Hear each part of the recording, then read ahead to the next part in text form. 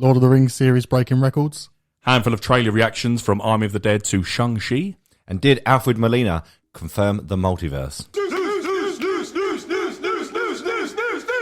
Hello, friends, and welcome back to another episode of Weekly Cut with me, Connor. With me is Craig.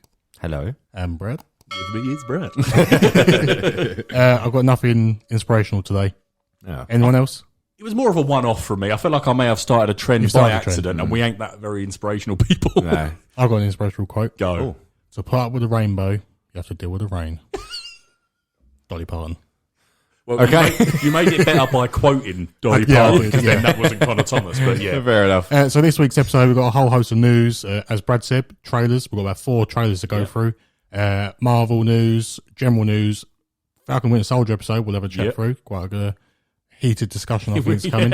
And then we're going to discuss our top 5 franchises, have a little chat, and then globally pick our 5. So that should be a good chat as well. Globally. But we'll go in. Only 10 people listen to this. We'll go in with our news up top. So as mentioned, Lord of the Rings, the series, is breaking records already.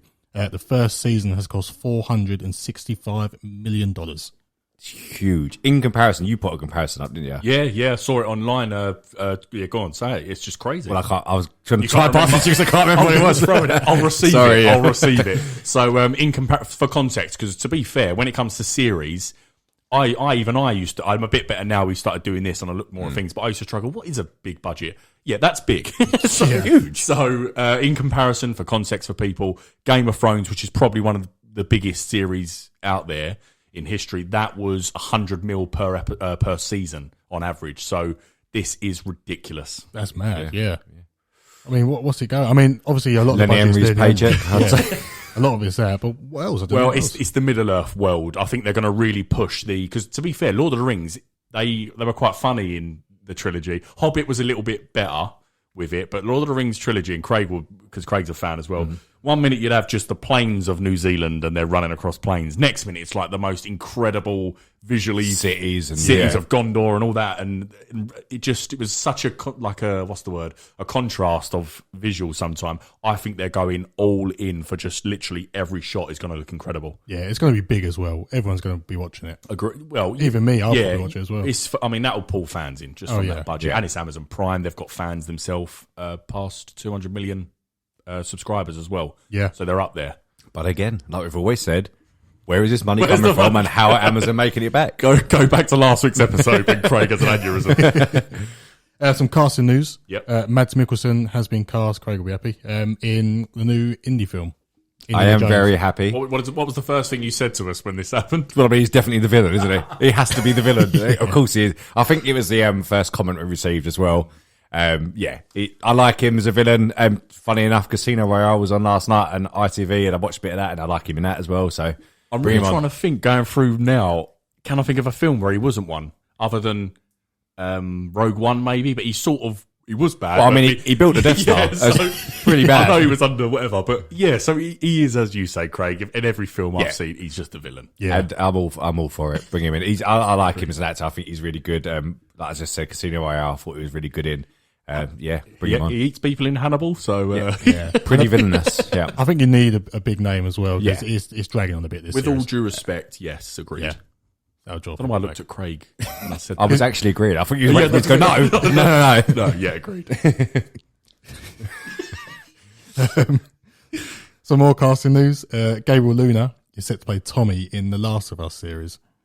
To be honest, I've got limited interaction with this young man. Me too. Yeah. So me and Craig had a chat. In Agents of S.H.I.E.L.D., as most Marvel fans will know, he played Ghost Rider, and he was. I don't think you agree. Yeah, no, very good. Yeah, really good. Yeah. You watched recently Dark Fate, Terminator, didn't you? Yeah, I did. Yeah. Oh, of course he is. Yeah, but obviously, as we laughed on the pod, what does he say? 3 lines. Yeah.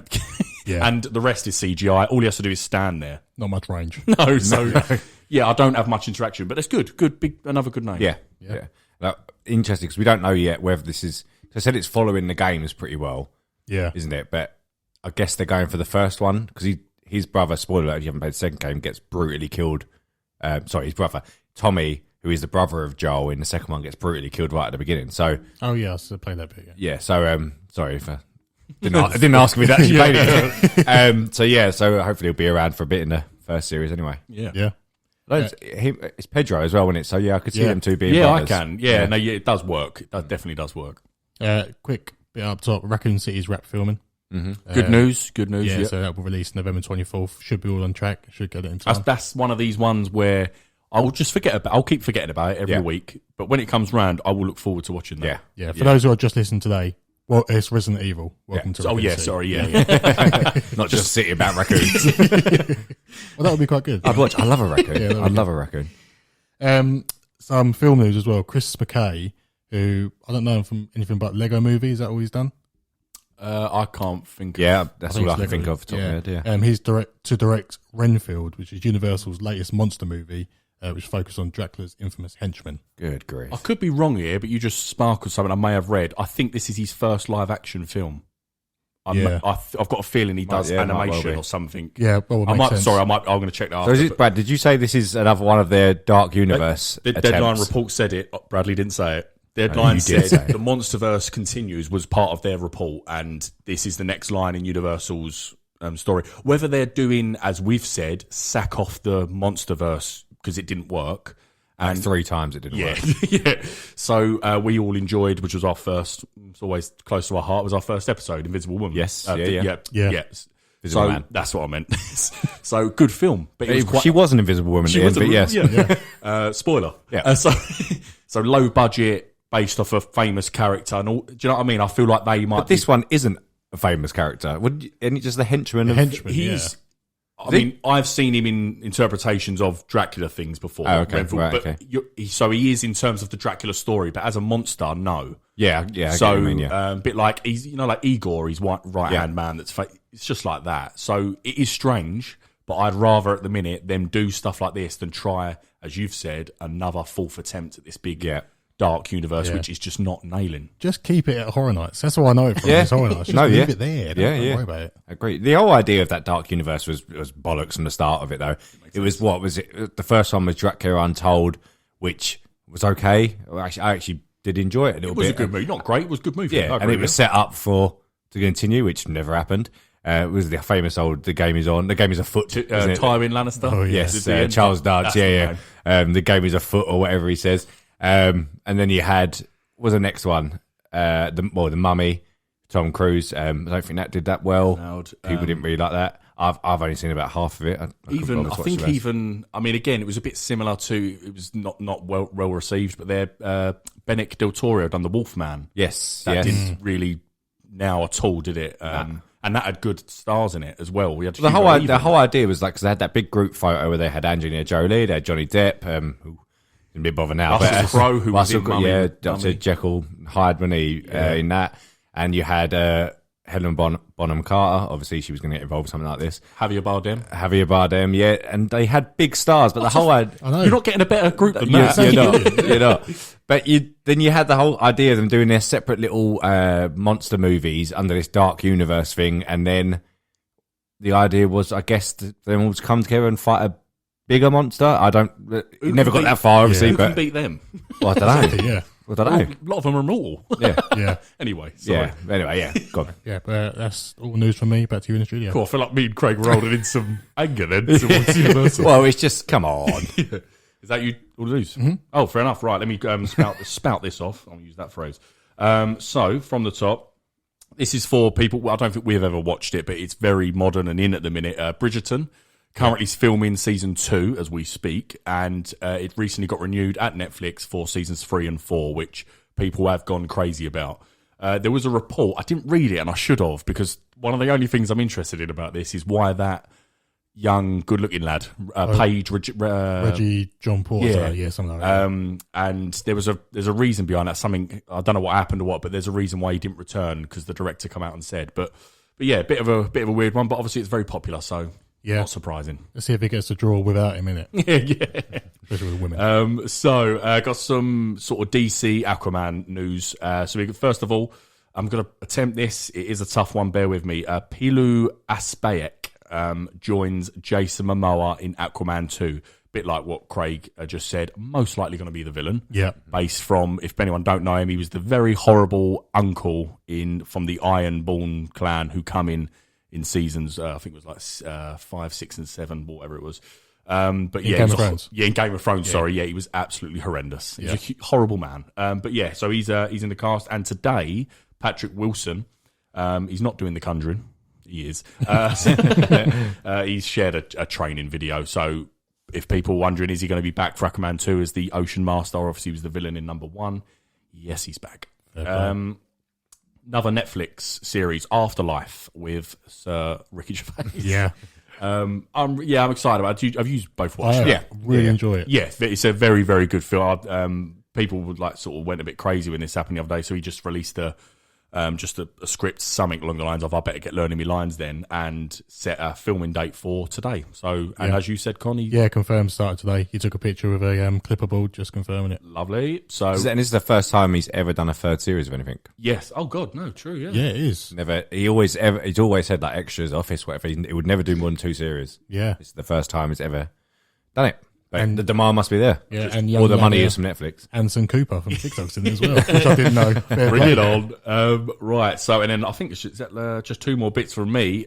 So this is a strange one that's been going on for some time, and I'm quite surprised that we as a group didn't know about it, but now we do. So, David Coep confirms that the DC movie Black Hawks is still in the works. Now, for people that didn't know this is actually a Steven Spielberg producing and directing film. Brilliant. Can't believe I didn't. I mean, I've never heard of. Oh, have I? I've never heard of Black Hawks. Like a ace pilots group that sort of go against in these cool planes and go against thingy whatever. But the fact that Steven Spielberg, I think you said it, Con. Yeah, that draws me straight away. Oh, yeah, of course, He's on yeah. he's on It's board. Steven. Yeah. But yeah, so I'm looking forward to that. David Carter we had a little chat on the group chat. He's been about. He's done some Indiana Jones, Jurassic Park. They seem to be mates. Oh yeah. However, he did the 4th Indiana Jones, so. Oh dear, right. Let me delete that. So, a little fact about Steven Spielberg. Yes, how he got his start in Hollywood. I don't know if I told you this before, but I'll tell you now. Tell us. When he was in high school or college, he would stand outside the gate of Universal Studios and was close to the security guard. And one day the security guard said, "Do you want to come in and have a look around?" Got in, had a look around, and that's how he started. Madness. He was obviously a filmaker before, but that's how I he love got in. stories I was like about that. to say that. I love stories Yeah. like that. God, I what think- ifs? I won't. Yeah. Don't think I'll go for it again. But I've told you the Steven Spielberg, George Lucas deal they had before. Yeah. Yeah. He's still making money from it. It's ridiculous. What a guy. If anyone doesn't know, you just look it up. Look up George Lucas, Steven Spielberg deal with the original Star Wars and Close Encounters of a Third Kind, and it's just a mind blowing deal. Genuine good story. Yeah. Anyway, Last bit for me to wrap up is Andy Muschietti is confirmed today. Really cool. I don't know why I went for that. I think it's machete anyway. There's an I after the H. Aieti. So fair enough. I'm going to pronounce it like that, probably wrong. He's Italian. But I saw me Italian and thought, here we go. Because I look Italian. If Really, anyone doesn't know, he looks mostly Irish. If anything, the most opposite of Italian a human could ever look. But yeah, it's a really cool, like a logo reveal done today. We sort of said that they're in London recently on the socials from a Deadline report, and he's sort of confirmed it day one today, filming of The Flash. What do you think? Good. In this country as well. London, yeah. A little good thing for fans. Was it last week we mentioned about the worry of Michael Keaton coming back? Typical one of those. They've been found out in a really mad way. A company that I think it's a company, if I remember rightly, a company that owns the models for the Batmobile of Keaton's iconic Batmobile. That's been seen in London, and then there was all reports of signatures from the production company of this film and stuff. So Michael Keaton's back. Yeah. So yeah, it's going to be. Well, cool. to be fair, he said he was just worried about the whole COVID stuff, and props to our government, we seem to be doing quite well and coming out of it. So there's no real excuses. There's been loads of films. Obviously, Doctor Strange, we'll get onto in a minute. It's all been filming here. There's loads of things going on. So Keaton's fine. Yeah, He just couldn't be asked. He wanted his plane ticket paid for, one of the two. But I think you're after. Obviously, I know you're a bit sort of not attached, but you're looking forward to that one, aren't you, Con, after Justice League? I think. I really am, because I liked his character in this a lot more than the Whedon cut. No, I just think that it's a big movie for them though, so it's added pressure. You can't mess this one up because if they're going to catapult this DCEU, it all comes down to this movie. So yeah. And just to see Michael Keaton, Ben Affleck, and I think it'd be really cool. Maybe just keep him off the red carpet. Don't let him go on that. Yeah. Just Google Ezra Miller strangles. Oh dear. That is me. So I'm going to throw over to Big Boy Craig. Okay, so from one multiverse to another. Lovely. Love it. Segues are the key to podcasting. I was hoping you was going to finish on Flash. I could go over. So, Alfred Molina set the world alight. Was it yesterday? No, it wasn't yesterday. A couple of days ago now, wasn't it? Right, literally. So he's had an interview, and obviously he's been rumoured / confirmed that he's back for Spider-Man No Way Home as the original Doc Ock from the Tobey Maguire films. Now it seems, because everyone's running away with the idea that Jamie Foxx and Alfred Molina are back, confirmed. It's not confirmed until Marvel Studios or Disney or Sony say this is what's happening, right? Yeah. It's not confirmed, but everyone seems to think it is. It does now seem nailed on. He's had I'll tell you for why. So he's had an interview, I think it was with Variety. Yep, I've got that here. So he had an interview with Variety, basically saying that he's loved working on the film, because obviously it's been wrapped now, reported it wrapped a couple of weeks ago. He's loved working on the film. He's back, and it's also been confirmed that his story, basically he questioned John Watts, who's the director, and said, how can this happen with my character? Because last time we saw him, he was falling to the bottom of the river, the Hudson River. Yeah, quite deep. Yeah. Almost being sucked down by that big sun thing he made. His eyes wide open. Yeah, clearly. Yeah, he looked dead. And even the tentacle flashes sort of disappears if he's dying. But anyway, so he said, look, I died at the end of this. How is this happening? And John Watts' reply to it was basically, in this universe, no one really dies. Which is true as to comics, is what happens. I mean, we discussed before, Superman's been dead 100 times, Captain America's died, whatever, in the comics, and they always find a way back. So, I mean, it's quite easy to just bring someone back. Loki's died about 5 times in the MCU or whatever. So, but there was some concerns. He had some concerns about, obviously, he's older now, and, what he can actually do with regards to this. And they said... Was he 67, is it? Yeah, nearing on 70, yeah. Oh, bloody hell. But, John Watts come out to him and said, did you see what we did with Robert Downey Jr. in Civil War, the de-aging, what we did with Samuel Jackson in Captain Marvel, which was pretty flawless. Yeah. The Robert Downey Jr. one was a little bit not as good, but obviously time progressed, and Samuel Jackson was de-aged the whole way through the film and looked incredible. Looked fine. Yeah, fine.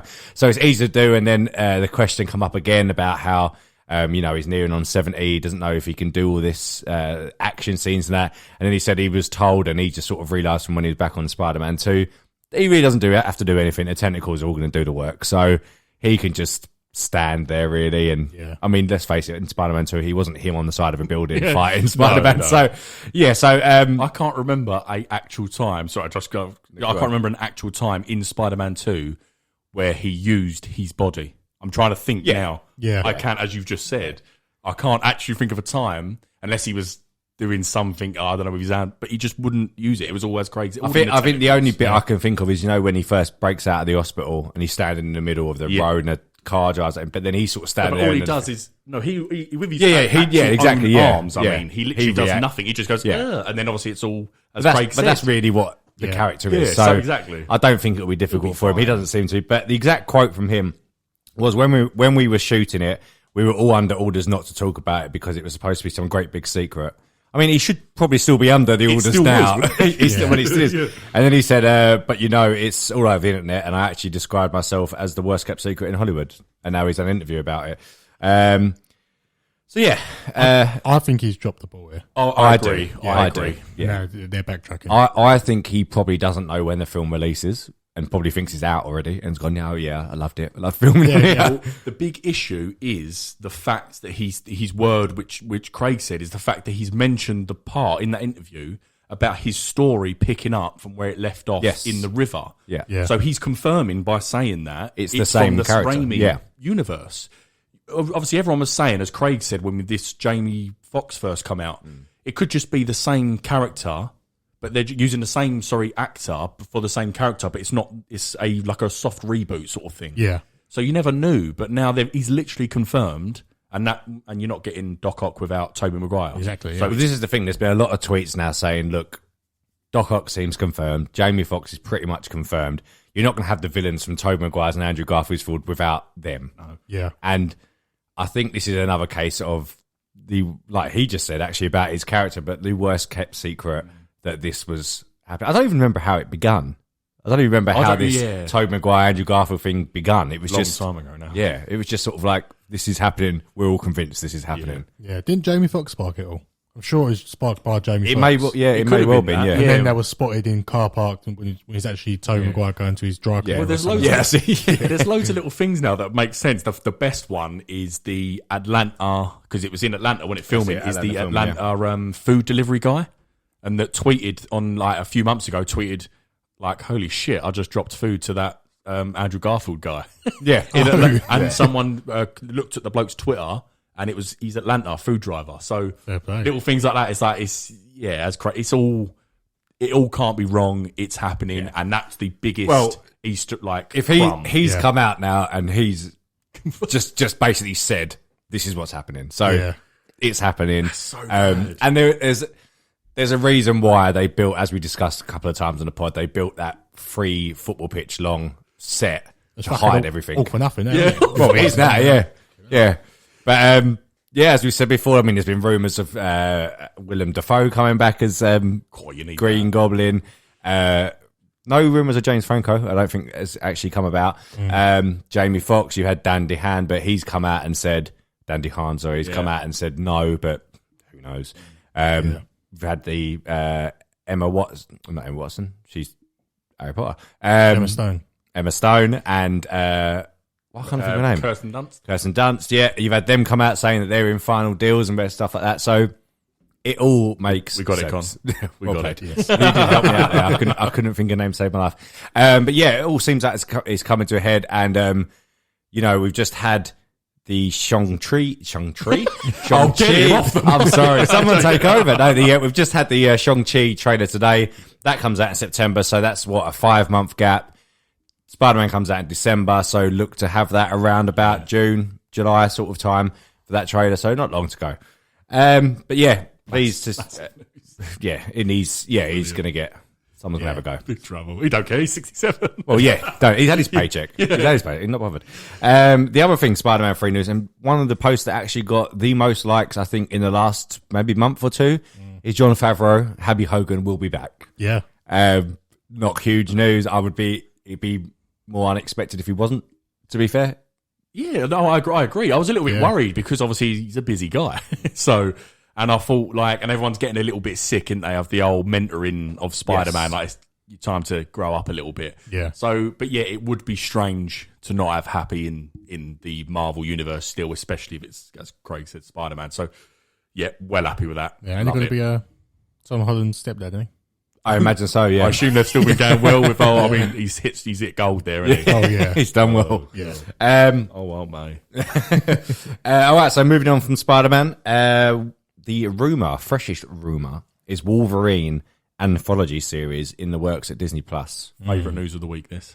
I know it's a rumour. Yeah. I don't think that's the way to go with it. I don't think you do that with Wolverine, because these shows, I mean, we'll get onto Falcon and Winter Soldier and WandaVision. They're good. They're not great at the moment. Got a finale to go, so we'll see. Yeah, as you reported, I think a few Kevin Feige's interviews saying it's not going to be world. Yeah, exactly. So, right. Universe changing effects or whatever. Yeah. I kind of think it has been though. WandaVision did. Yeah, there was a big thing go on there, and explains why there might be a white vision flying around next time you see him. But and obviously with Falcon and Winter Soldier, this episode we'll talk about in a bit had some ramification and changes. But anyway, so don't get me wrong, would love to see it. I just don't think a Disney Plus series is the way to go with a character like Wolverine. I mean, he's like your favourite character ever, isn't he? So not just comic, he's my favourite, fictional character. So brilliant. Are you just more happy to maybe just get him in any form? Well, I suppose, in a way, because it's the way MCU's gone. You do, as I think you even one of your comments on the post was, it's needed. But I do agree with you. But one thing I do like is the anthology type thing. 'Cause Yes. I think, I mean, this scene lasted for 30 seconds, and do not watch it. X-Men Origins, Wolverine Origins. But I watched it again recently. I couldn't sleep, so I watched it and it helped me sleep. So done the job. But there's a scene at the beginning which Craig will remember. It goes through all that when he's a Confederate army and all these through the wars of him changing. It's a really cool scene. Yeah. And if they was going to do something like that, maybe as Craig just said, not in his introduction to the MCU, but I would love a Logan or James Howlett. That's it. Yeah. I would love to see that through the span the decades and all that. That would be really cool in my opinion, because I love the character, but agree with Craig fully, not for an introduction. Yeah. See now we've got that in Falcon Winter Soldier. You've got some backstory of that Isaiah Bradley. Yeah, and then obviously Captain America's from World War II, and that you could easily like an anthology, like in that scene he's on the D-Day landing beaches. In that, but you could easily go back and show that he was, around, and because obviously we're learning stuff like about Isaiah Bradley, which you've never seen in the MCU before. But obviously he was back then. I think he's meant to be around about the 50s or 60s. Yeah. Captain America in the MCU, so you could easily slot him in as if someone doesn't exist officially, but does. You see what I mean? I'd like it. What do you want to see? I would like to see it, but I do think Disney need to pump the brakes a little bit on series. Especially not Disney, but Disney Marvel. Yeah. Because I don't feel like they've quite nailed it yet. And we'll discuss with Falcon in a minute, but I think if that come out sort of next year or the year after, I would think it's too soon. Well, they've got all their shows lined up, so it's definitely not nothing's happening or no announcement's going to be done before 2023. Yeah. So, but then again, a lot of people are clamouring to have this character back in, but then people are still saying, well, give it some time. Yeah. Before you, because they doesn't seem like they've got any plans to bring in X-Men yet. The next big thing, in fact, is Fantastic Four, isn't it? Because Marvel. What was that? I mean, we reported, which was again just a rumor about the mutants in development. Yes. Do you remember? Yes. So, I think as you say, there's all these things and ideas. Whether pen to paper's happened yet, I don't. As Craig said, I don't think so. The thing is, he come out. Kevin Feige come out a while ago. I think it's even before that Disney Investors Day, saying we have our plan for up to 6 years. He said it like that. That was yes. Well, I've really got me listening. We have our plan, Prime Minister. No, he said we have our plan. I think he said up to 2026, right? And they've only announced up to 2023 so far. So obviously they've got. I think the only one that is gotten a confirmed date is Fantastic Four, which is coming after that. So they've got a plan for 3 more years after everything we know so far. Yeah. So it's entirely possible, but for me, I don't think a Disney Plus show's the way to go with it, to be fair. Yeah. Okay, another one, exciting one. Christian Bale being spotted on the set of Thor: Love and Thunder. Looks strange. Yeah. Obviously, no makeup. I guess it's going to be a CGI makeup character. It can have to be, really. Can't. Well, look he's like got he's got like tendrils and like a bit like Davy Jones, but less. Yeah. Please don't do that. But it is, if you look at it, it's a little bit similar. Yeah. But he looks very skinny. Obviously shaven head as well. That doesn't really mean anything apart from I guess it makes it easier to do like the makeup and because they all do it. Like Dave Bautista does it, shaves his head for when he does Drax. I mean, I think he's like that anyway. But true. But they all have to do it. Yeah. So cool. Obviously we spoke about the cast getting bigger and bigger for this. So really looking forward to this one. Yeah. He looks. Have you ever seen what's that film? Dallas Buyers Club. No, you're thinking of Matthew McConaughey. No, but I thought you can compare that film. The other Christian Bale. Mark Wahlberg. No, the other. Yes. When he gets skinny. Yes, obviously he plays a druggie. Yeah, that's it. Yeah, he sort of looks down that route. I don't think he's going down that route in for this. It might be a bit hard hitting. Yeah. But anyway, So he's very like that. He's a bit worrying, Christian Bale. I've seen loads of reports. The worst one I read about that years ago, what Craig just said with that fighter. Yeah. And it was a true story about this druggie brother who was the best, and then he helps his son, who is Mark Wahlberg in the film. Yeah. And he's very dangerous with his weights on what he commits. Basically, he really commits to roles. Yeah. And just goes a bit too There's another insane. Christian Bale film that I'm trying to think of where he's like really, really skinny. Like you can see his ribs and that. It's not the fighter. It's like an older one. Oh, you was ringing a bell now. And he's he's a bit of a psycho he's in ringing it. a bell. But anyway, it doesn't matter. Yeah. But he seems to fluctuate. Obviously for Batman, he put on a lot of weight and a lot of muscle and stuff, and then fluctuated up and down. But to have that caliber of actor in it, perfect. Oh yeah. little bit of news on the She-Hulk series. It's begun filming. I believe this was a tail end of last week in Georgia. Seems to be a bit of controversy about Georgia at the moment, as all the American listeners may know. We don't know precisely what it's about. Something to do with voting and IDs and stuff like that. We're not going to get into that. But, good to see it happening, I guess. Obviously, we had Oscar Isaac's Moon Knight on set in Budapest last week, so another Disney Plus series. These are perfect characters to do Disney Plus for. Yeah. So off the back of Wolverine, that caliber, She-Hulk, Moon Knight, perfect. Yeah. Stuff that, because they're all going to be 6, and most of them are meant to be about 6 hours long. There's one division's near on 6 hours, but obviously split into nine episodes. But 6 hours long gives you enough time to introduce, do the origin, have a bad guy, get it resolved, and then you can just pop them in anywhere after, can't you? So good. Another little Disney Plus news. A bit heavy on Disney Plus today. So today broke Olivia Colman is apparently been cast in the Secret Invasion series. Obviously, not much is known about this apart from Samuel Jackson will be back. Obviously, it's going to be scroll based because that's the storyline. Where is she from? She's from Peep Show, The Crown series 3 and 4. She's from a lot of things. Who is she in The Crown? Queen. Is she the Queen? Yeah. Oh, fair enough. Season 3 and 4. Don't get me wrong with Olivia Colman. She's a fantastic actor. Oscar winning, award winning. She's brilliant. But she just annoys. I don't know why. I'm just annoys Connor, me. I'm with you. Yeah. Another big one for British people. I don't think the Americans will know it too much. Remember the Broadchurch with David Tennant? Oh, She yes. was quite well known for that. And my weird one, which I hated her in, and I love the film, Hot Fuzz. Of course she is. Yeah. So that was where my Olivia Colman annoyance grew, because she played the right there, and played the really dumb sexual innuendo woman. Yeah. But so as you said, phenomenal actress. She's won an Oscar for God's sake. Yeah. So fair play. But I don't see how she's going to fit. Nah. But you got Samuel Jackson and her. Fair play. I stopped watching The Crown because of her. Oh, really? Yeah, 'cause I couldn't get on with it. So. Oh, dear. You won't be watching this then. Obviously, no news on what character's going to play. No one knows anything about that series, really, apart from if it is loosely based on the comic event where a load of Skrulls come, take over, pretend they're Avengers, then until one of them dies, I think, and then he changes back and Secret Invasion. Award-winning acting. Brilliant. I think that's how the series is going to start. Someone's going, Secret Invasion. Literally that. So that's everything. No, it's not. Oh, no. Right. Kevin Feige again. Yep.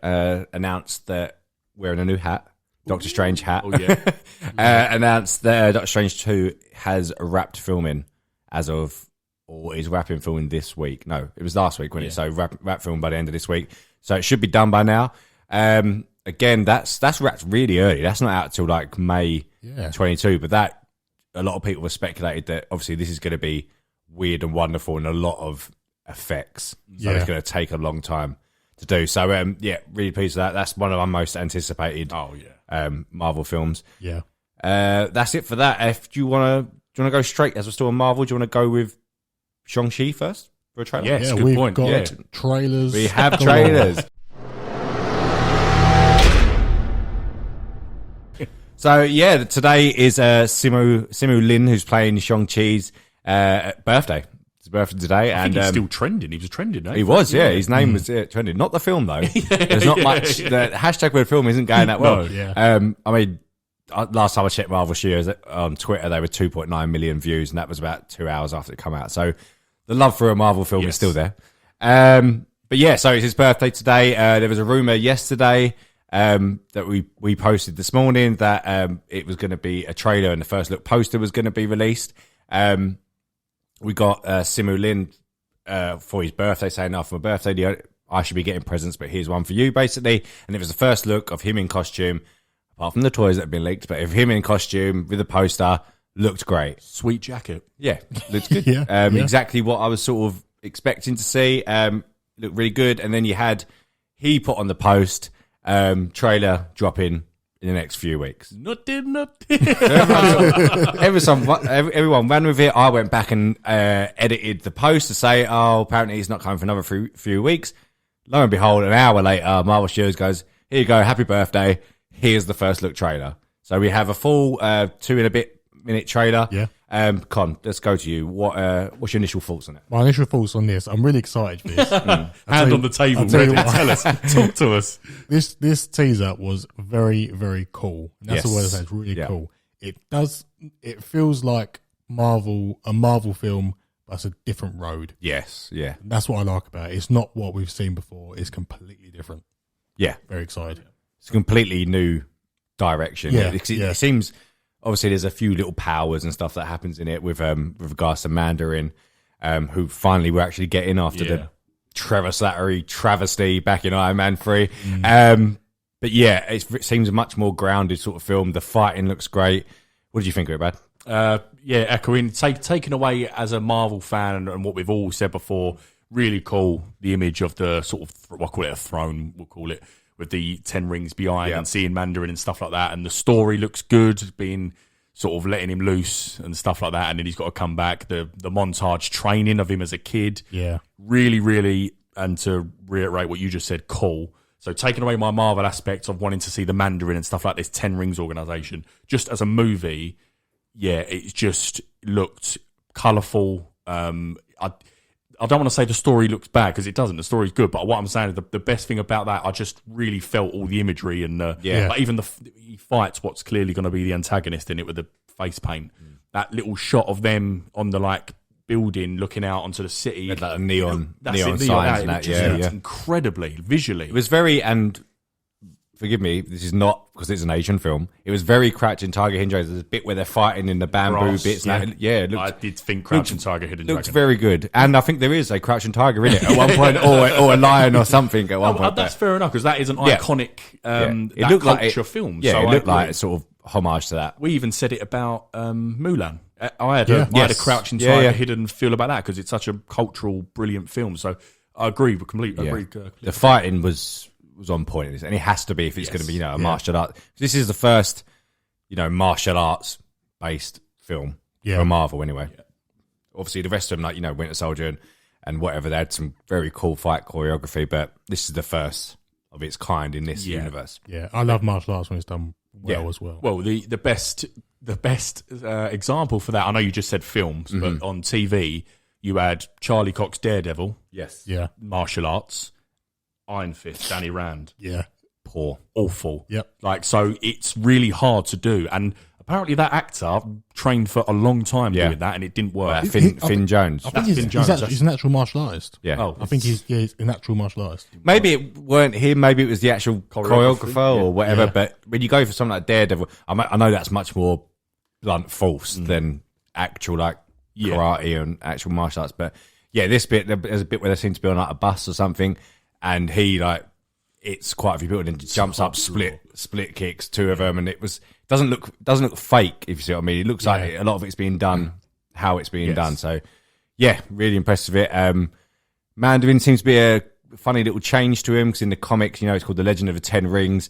He actually normally has rings on his fingers which have the power only when you have all 10 together sort of thing and gives them power. Yeah. This looks like they're more like bracelets, like 10 ring bracelets. So, but, 5 on each arm, maybe. Yeah, I would imagine so. Yeah, quite long, maybe a long arm. Wouldn't it? Well, there's one bit where he's walking through. I think it's with young Shang-Chi, where they're all just sort of together, and then later on you see them apart and a bit of glowy effects or whatever. He seems to smash a table or something. But yeah. One thing to know, he's sort of quite in at the minute. The big Florian Montanou. Yeah. Obviously, the one from people don't know the one from Creed. He's playing Craig in Borderlands. Yeah. Upcoming. So he looks quite cool. Looks like he's got a sword arm. Yeah. A flaming one, I think. Or like a laser or something, yeah. So good luck with that. Shang-Chi. The thing is, I think what's boosting a lot of people's thoughts about is, Marvel fans, we are doing this, and I don't know anything about this character really, no dick about it. But I'm interested, mainly because of what Connor said. It's something new. It's not an intergalactic space fight. It's not a big laser shooting up the air. There's not Iron Man tearing about. You know what I mean? Speaking of other heroes, though, someone picked up on this really quite small detail, but also could be quite big for the wider story, maybe, and they're saying Falcon and Winter Soldier connections, but we don't know yet. There's a bit when he's in like a cage fight where they said that I trained you so the best people in the world couldn't kill you or whatever, And just when it comes to him, ripped, by the way, he's he looks extremely, good. Oh, yeah. Just because was it you who showed us a fight reel of him? Yes, as well, which is like so he can do the moves. It's probably him doing everything. But there's a bit in the background, quite shaded behind him in this cage or whatever. But it seems to be quite clearly a Captain America shield. Yeah, you can see the star, you can see the rings, and I think we're way past the point of like Iron Man 1, Iron Man 2 when they put a little Easter egg of a shield in it. Do you know what I mean? Because they did it in them two films, and it was at that time it was like, oh, a little Easter egg for what may be coming or whatever. No, we've had quite a lot of him now. This is no, and there's a series still going on. No, I agree with you. Yeah, that's so strange. Seems strange. No idea what it means, but I'm not Unless, this is a link I have. Go. Are they in Mandripore?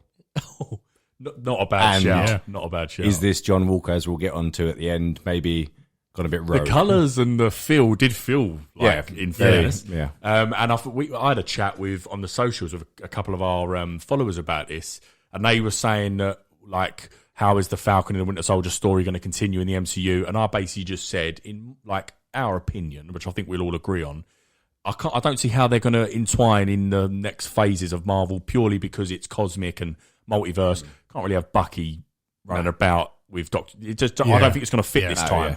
Yeah. So these sort of movies and these connections, I could quite easily see a story of the new Cap and Bucky and the US agent or whatever being intertwined in the Legend of Ten Rings. Anyone, like we said, anyone more ground level hero and not cosmic, like the Guardians of the Galaxy or Hulk or Thor or anything like that, could all settle down and have a go like this. Easy, you know what I mean? Yeah. That is a good eye whoever done good spot. I don't know. People have even lightened up the image, and you can't see the colours too well, but it's definitely there. It's 100% there. And Marvel don't put things in their films without it meaning something, and that's definitely there. And it's weird that they chose that for this first trailer, but maybe we'll get some answers after the end of Falcon Winter Soldier. Because there's a mid-credit scene we'll speak about in a bit that could lead to this, and maybe it is Mandripore, maybe John Walker's gone a bit more rogue, I suppose, and he's with Sharon, who knows? Or the big cameo that no one knew who it was. We'll talk about that. But good. Trailer-wise, excited, yeah? Oh, completely thumbs up. Yeah. Sorry, I meant to mention this. It does make sense for it to follow Falcon Winter Soldier, because even the original release schedule, this was always set. This was always coming out after it. Yeah. So it could mean that. Anyway, who wants to take the next trailer? Can I take the pick it up? Yeah. I'm going to take the one that I despise. So we had the Fast 9 trailer. It's Fast 9, isn't it? Losing count of all of them. Before this came out, I said to the boys, Sorry, that was a Diet Coke anyone heard. I said, let's play Fast 9 bingo with a trailer. So in the trailer, we'll have the word family, we'll have a Corona, and we'll have a barbecue. Not 9 seconds into this trailer, we got all three of them. Do you not feel they know their market? Oh my God. Right, my honest thoughts on this trailer. Right? I'll be completely beat around the bush. I want a detailed. I want it, Con. I'll be impartial for a minute. This trailer looks action-packed, fun. It's another installment of this wacky film. Let's go again, lads. Let's all do it again. My thoughts on this trailer: stop. please stop. It just feels like they're scraping the barrel, and this film will be the same as the last 7, but different. No, you're right. Yeah. There's no argument from that. I think we need. I don't agree with stop, but there's no argument with the rest of what you said. We need to stop enabling them, because Vin Diesel's having a laugh here. He's having an absolute laugh. I can just say my 2-word review, which I think I said to you two in the group chat. I think that trailer was ridiculously fantastic. Ridiculously because it looks just mental, and then fantastic because it is what it is. Do you know what I mean? Anyway, go on, Brad. The beautiful, horrible mind of fucking I don't shoot me, Con. I don't say stop. I can't. I know. I see where you're coming from. It is stupid. Like, it is ridiculous, and I completely see that. Yeah. Even ignoring, I mean, it's doing great in the box office. Even ignoring that, just as a film, like, it is getting stupid. But there's just something about it. It's got an element. I don't know another franchise like this. Like Transformers sort of tried being silly, that went dead, and this just, it's for some big reason, pulls people back in. I think we've all been Winter Soldiered. And I think when they say family Corona barbecue, and It shows your love for it. That's the activation, isn't it? Yeah, we love it. Yeah, fair enough. I mean, there's this is getting worse. What annoys me the most about this trailer, it's actually quite a small thing. You know the actress that plays Letty, Gabriela Rodriguez, is it? No. Something like I think it's something like that. Yeah, Michelle Rodriguez. Is that her name? Sorry. Yeah. Michelle Rodriguez. When did she become this martial arts expert? Yeah. Like, she was just a rude, hyper Street racer like the rest of them. like the rest of them. Now, in this trailer, she literally is Black Widow. Yeah. Yeah. Like, it's strange. I find that the bit that you're hanging on to. That the fact that she's good at martial arts now. If there's a magnetic car, if there's not a magnetic car going towards a plane, I'm not interested. Yeah, no, well, fair. It's the weird things that I just cannot link. Can I pose another question? Pose another question. When did Ludacris and Tyrese become astronauts? Oh. Because they're off to space in this trailer. It does look like it. Back to the Future style. Yeah. They're very much on so. a rocket in an atmosphere, so I mean, I think there was an interview said, I think it was Michelle Rodriguez said a while ago now, that the next one, they're going to space, confirmed. Maybe it's this one. Yeah. Maybe it's this one, because it seems like, or unless it's just I don't know, yeah, they've got like astronaut suits, hasn't it? Yeah. So, I mean, and he said recently, didn't he, this is like so there's another 2 after this? yes. And he's basically calling it it's going to be like a trilogy. Yeah. And loads of things like The Rock and Hobbs and Shaw will be back and stuff like that. He said, don't count them out. I think they're building to an absolute shit show of What this. more can they do? Oh, they'll find it. In a volcano or something. I think it's going to be... Good idea. They're going to build to some sort of £2 billion World-ending thing. It's just going to be crazy. Do you know what's drawing me to this film? Because I will watch it. And do you know what's drawn me the most to this film? Surprisingly, John Cena. Yeah, he looks He's good. the draw. He looks good, is it? Yeah. He is the draw for me. Tyrese. Have you noticed they've... how do I say this? Darkened him. Yes. Yeah. Because he's, if anyone doesn't know, he's Dom's brother in it. So, yeah, I think even to watch, he was like, how? And where's he been? Yeah. Just like all of them, where have they been? What forces? I mean, so they're brothers, and maybe they had a bit of a bad childhood. So most brothers, they just distance themselves. Not, I'm going to become the best assassin in the world, and I'm going to do this. It is a strange. This is the second lot of brothers who are both master racers and assassins. Because we had obviously Jason Statham and Luke Evans as well, who are brothers as well, and you know they were both amazing drivers and assassins. Yeah, exactly. Yeah. So, yeah, I mean, I'm full up for it. I'm ready to go watch it. I don't care. Like, it's one that you just don't care about it. Yeah.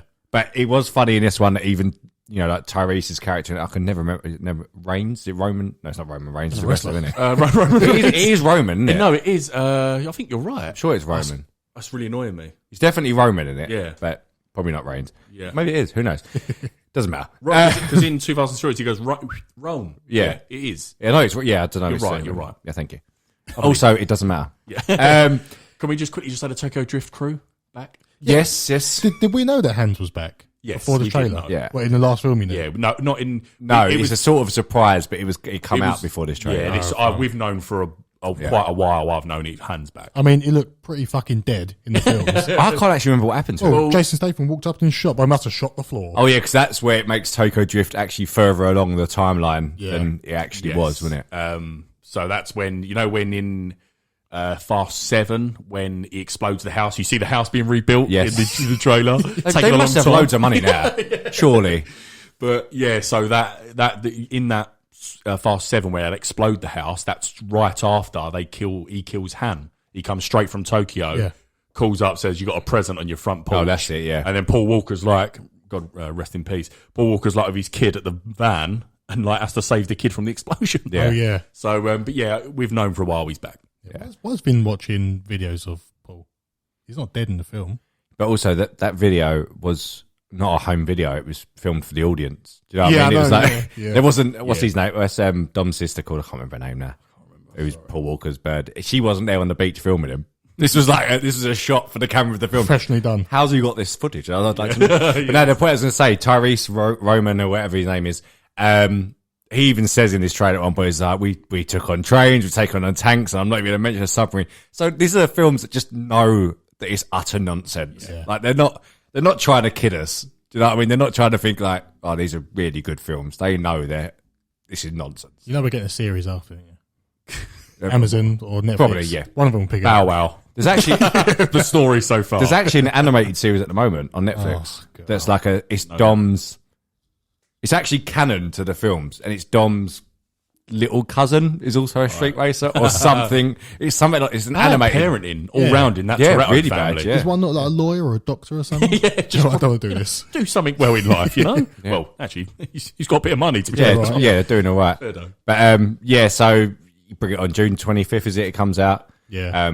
Yeah, we'll be watching it. Connor will be seething. I'll watch it still, but I won't be happy. Do you want to go for the next one? I'll go next then. I'm going to pick Army of the Dead. Oh, yeah. We've already had a teaser trailer not that long ago. This was a full sort of 2-minute plus job. Obviously, just right up the top, Netflix, May 21, it's coming, so not long now. Really looking forward to it. Yeah. I just want to say, and I'm going to throw it straight over to you, is I think this looked fantastic. I agree. It just looks brilliant. It looks brilliant. I don't know what else to say. It just looks... Yeah. I've got some questions to pose to you. It looks fun, doesn't it? Yeah, fun, it that's looks the fun. word. Yeah. When you see a Netflix film, and it's quite bad that you associate Netflix with that, but what I mean, it's just an easy, I want an easy watch and a fun, either whether it's action or comedy. Netflix is good at that. They give you films exactly what you need. Like we've said before, when I want a nice easy watch, I go to Netflix before Disney Plus, Amazon Prime, any of those. Yeah. But this looks top drawer. Obviously, again, just right up top, he's done Army of the Dead, so he's back. It's not, people are saying, oh, is this a continuation of that? It's not. But yeah, I just feel like this is now the zombie movie. Oh, yeah. Yeah. Yeah. And this is my next question. Go on. I'm Do you already, feel I'm like already it's a- ready to say Do it. you feel like it's a zombie movie? No. These just look like soldiers that happen to be dead. Yeah. Like, I don't like yeah. the king and queen in love communicated. That's not what a zombie's about. But if he's trying to change the game, then fair enough. I just want to see brainless zombies. I Like do like Shaun them of the Dead. fast and fighting. Like I do like zombies like that because like 28 Days Later is fantastic. They're terrifying, Yeah.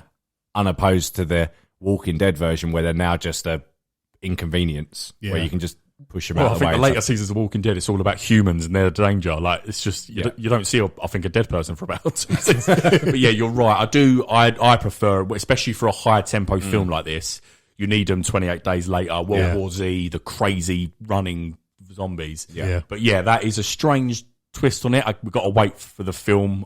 At the minute, I'm not a big fan. I would have liked brainless, fast zombies. Yeah. But it's different, so I'll give him that. But yeah, visually looks great, and it just looks very, very fun. Yeah, there's a bit in the trailer which looks fantastic when there's just thousands and thousands of zombies in quote marks, and they throw a blue smoke, and the jets come in and just do the little runner bomb and just blows everything up. I thought it was brilliant.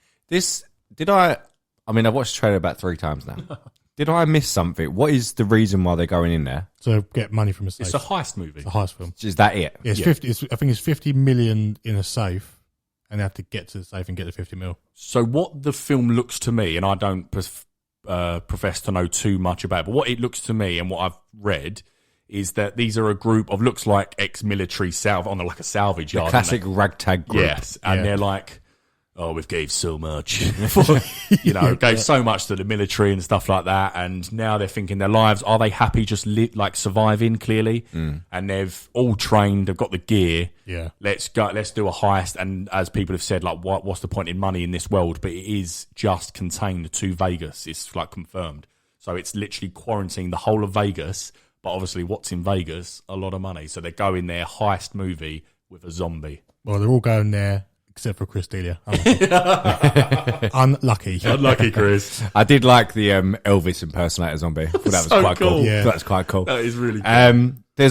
Did you know that this is a universe they've set up? No. Or a franchise sort of things? You want about? Yeah, I've got it all here. Animes and prequels and stuff. Yeah, so this drops on May 22nd, the Army of the Dead film. But there's also a live-action prequel series that's already wrapped called Army of Thieves that comes out next year. No, this year. No date, but this year. Then there's also Army of the Dead Las Vegas, which is a prequel anime in development. Fair enough. There's a whole load of things. I'm not the same as you. I didn't until I saw that online. on Get Fandom. Yes, it was. Yes, that's what I was saying. The photo for you. I didn't know that. I thought this was just like there's a prequel series already filmed and wrapped. I've seen a picture of the prequel. No, I've seen of the Army of Thieves live action prequel. Seen a picture of that. I don't recognise any of the cast. No, and I don't. Is Zach doing that? He can't be. I don't know. I don't know if Zach's doing that one. That's what I don't. I think they're It getting says status of Zack Snyder's Army of Dead project. So maybe they're getting a bit premature with the before the actual first ones come out, and they're already signing off other ones. I think that's Hollywood for the next few decades. I think that's how it is. Yeah, you're right. They're not looking at just one-offs anymore. It's just going to be franchise. Yeah, do you know what is interesting? God, my voice keeps breaking. Can we edit that, please? It's lucky we haven't recorded it. No, leave it in. Go on, it's fine. We know it is then. Do you know what is interesting? This is releasing in cinemas as well as Netflix. Yes. So this, I might be wrong, but I feel like this might be the first Netflix film Hybrid. Yeah, that's going on cinema as well. Is this actually a Netflix film, though? Yeah. Oh, it is actually a Netflix original studio, film. Yeah. Oh, okay. All right. Yeah, it could be. However, what was the one I looked up the other day? There's been another Netflix original film, but there's been quite lots of them. But in the UK, we've never had them at the cinema. They have been out in cinemas before in America. I looked up one, I can't remember what it is. I don't think we'll get this in cinemas. I think we should with Army of Dead with Dave Bautista in it and Zack Snyder just as a director. This has to be in cinema. I don't think we'll For get me, it. this has to be in cinema. Definitely it should. I agree with that. Yeah. I don't think it will. They'll miss a trick there if they don't. But then again, I know we're saying it that we would go see it, but everyone's got Netflix who we know. Do you think the majority of the audience would even bother going to see it? Well, I think like Brad said before, because we've been locked up for a year. Yes, everyone's itching to get back. I am. Brad's buzzing to get back. Yeah, so me too. Yeah, so we'd all. Like, for example, I'm definitely seeing Black Widow at cinemas. Yeah, I think, to be honest, like from my personal view, I think it's all shared with all of us. To be honest, it's got to be a really bad film that I, for some reason, have to watch maybe because of this podcast. Yeah, but any chance I get for a little £5 ticket view, I'm straight to that cinema. Yeah, and I think our views are shared across the country probably, with film fans. Look at Godzilla's; they're still booming, aren't they? With their sort of money, box office taking. So I think you're both right. Yeah. But I do. Yeah, I don't know if we are going to get it. I hope we do. I would bet that we don't get it at cinemas. That'd be a shame because I know that I can't remember. I looked up one the other day, and it's quite a famous one. Well, not the Adam Sandler one that went on. No, what's the one with the or the train one? No, I haven't actually seen it. The Charlize Theron one, where she's like a group. Old Guards. Yes, Old Guards. Yeah. The that come out in cinemas in America. We never had that here. So, good film. But there's a few of them that are like that. I don't think I don't think we'll get that, but because that will only be 4 days after our cinemas open up again. Yeah, or theaters. So yeah, but we'll see. Looking forward to that. So then, I don't care about taking this one, but we got Hitman's Wife's Bodyguard trailer with Ryan Reynolds, Samuel Jackson, and Salma Hayek. Thoughts? Go. It's Ryan Reynolds, isn't it? Ryan Reynolds. It is exactly that. I keep saying the word fun, but any film with Ryan Reynolds in is an enjoyable watch. It'll be a good fun He's watch. just, in every action film that he's just Deadpool. That's just the character. Yeah. And I'm fine with that. I get the same, obviously dialed down a little bit. I get the same thoughts as Fast and Furious. Yeah. So is it needed? No. Does the story matter? No. Is it going to be fun? Yeah. Probably, yeah. Yeah. What did you think of the first one? I haven't seen it in ages, the first one. I haven't seen it in ages. I think I did enjoy it. I really enjoyed it, and they do bounce off each other very well. Yeah. So it's not just because it's Ryan Reynolds and he can do it with anyone. They have got something, clearly. I nowadays judge okay to shitty films that are easy to watch is if my dad likes it. And other than the 50 World War II films he has saved at any one time on his Amazon watch list or Netflix, I remember watching it with him and my mum, and he was like, "That's good, Dad. Yeah, really good. Really enjoyed it." And it was just because it's nonsensical, funny. Do you know what I mean? So this will probably be another one of them. So it's got the Father Craig sign off. Yes, stamp. Good. Which is unusual because he just watches Schindler's List every day on repeat. So it looks fun. Don't really know much more to say about it. Yeah. Cool. We'll have it. Right, so let's get into the penultimate episode of Falcon and the Winter Soldier. Yeah. start as always. Con, thoughts on the episode and a rating, please. Thoughts on the episode? I was a bit meh with the episode, to be honest with you. As an episode rating, I'd probably give it a I don't want to be too harsh. I'd probably give it a 6 out of 10 for the episode. Okay. For a series, I think last week I was a 7. I'd probably stick to a 7. It hasn't increased. It hasn't decreased, but it hasn't increased. It's okay, but not what I expect from a penultimate episode. Okay. All right. Brad?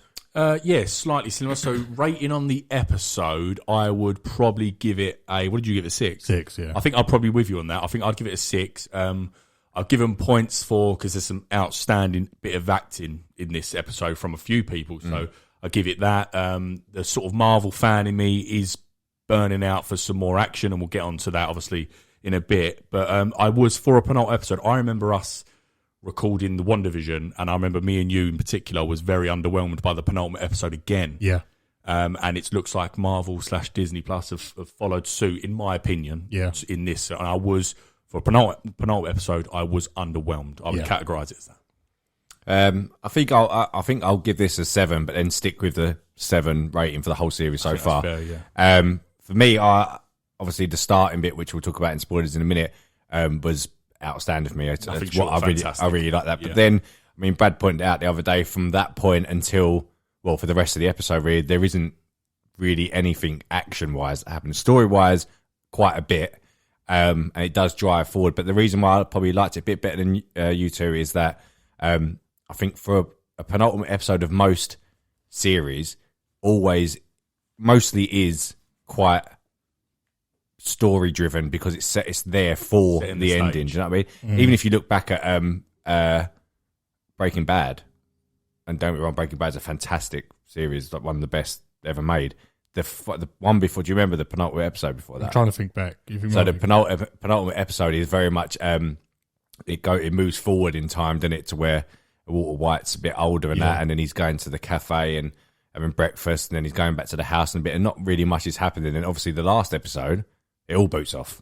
Yeah. Where it all comes to. I'm not saying that was a bad episode, because it wasn't, because that was good, but I think from a lot of penultimate episodes, they mostly are setups to end the series. Yeah.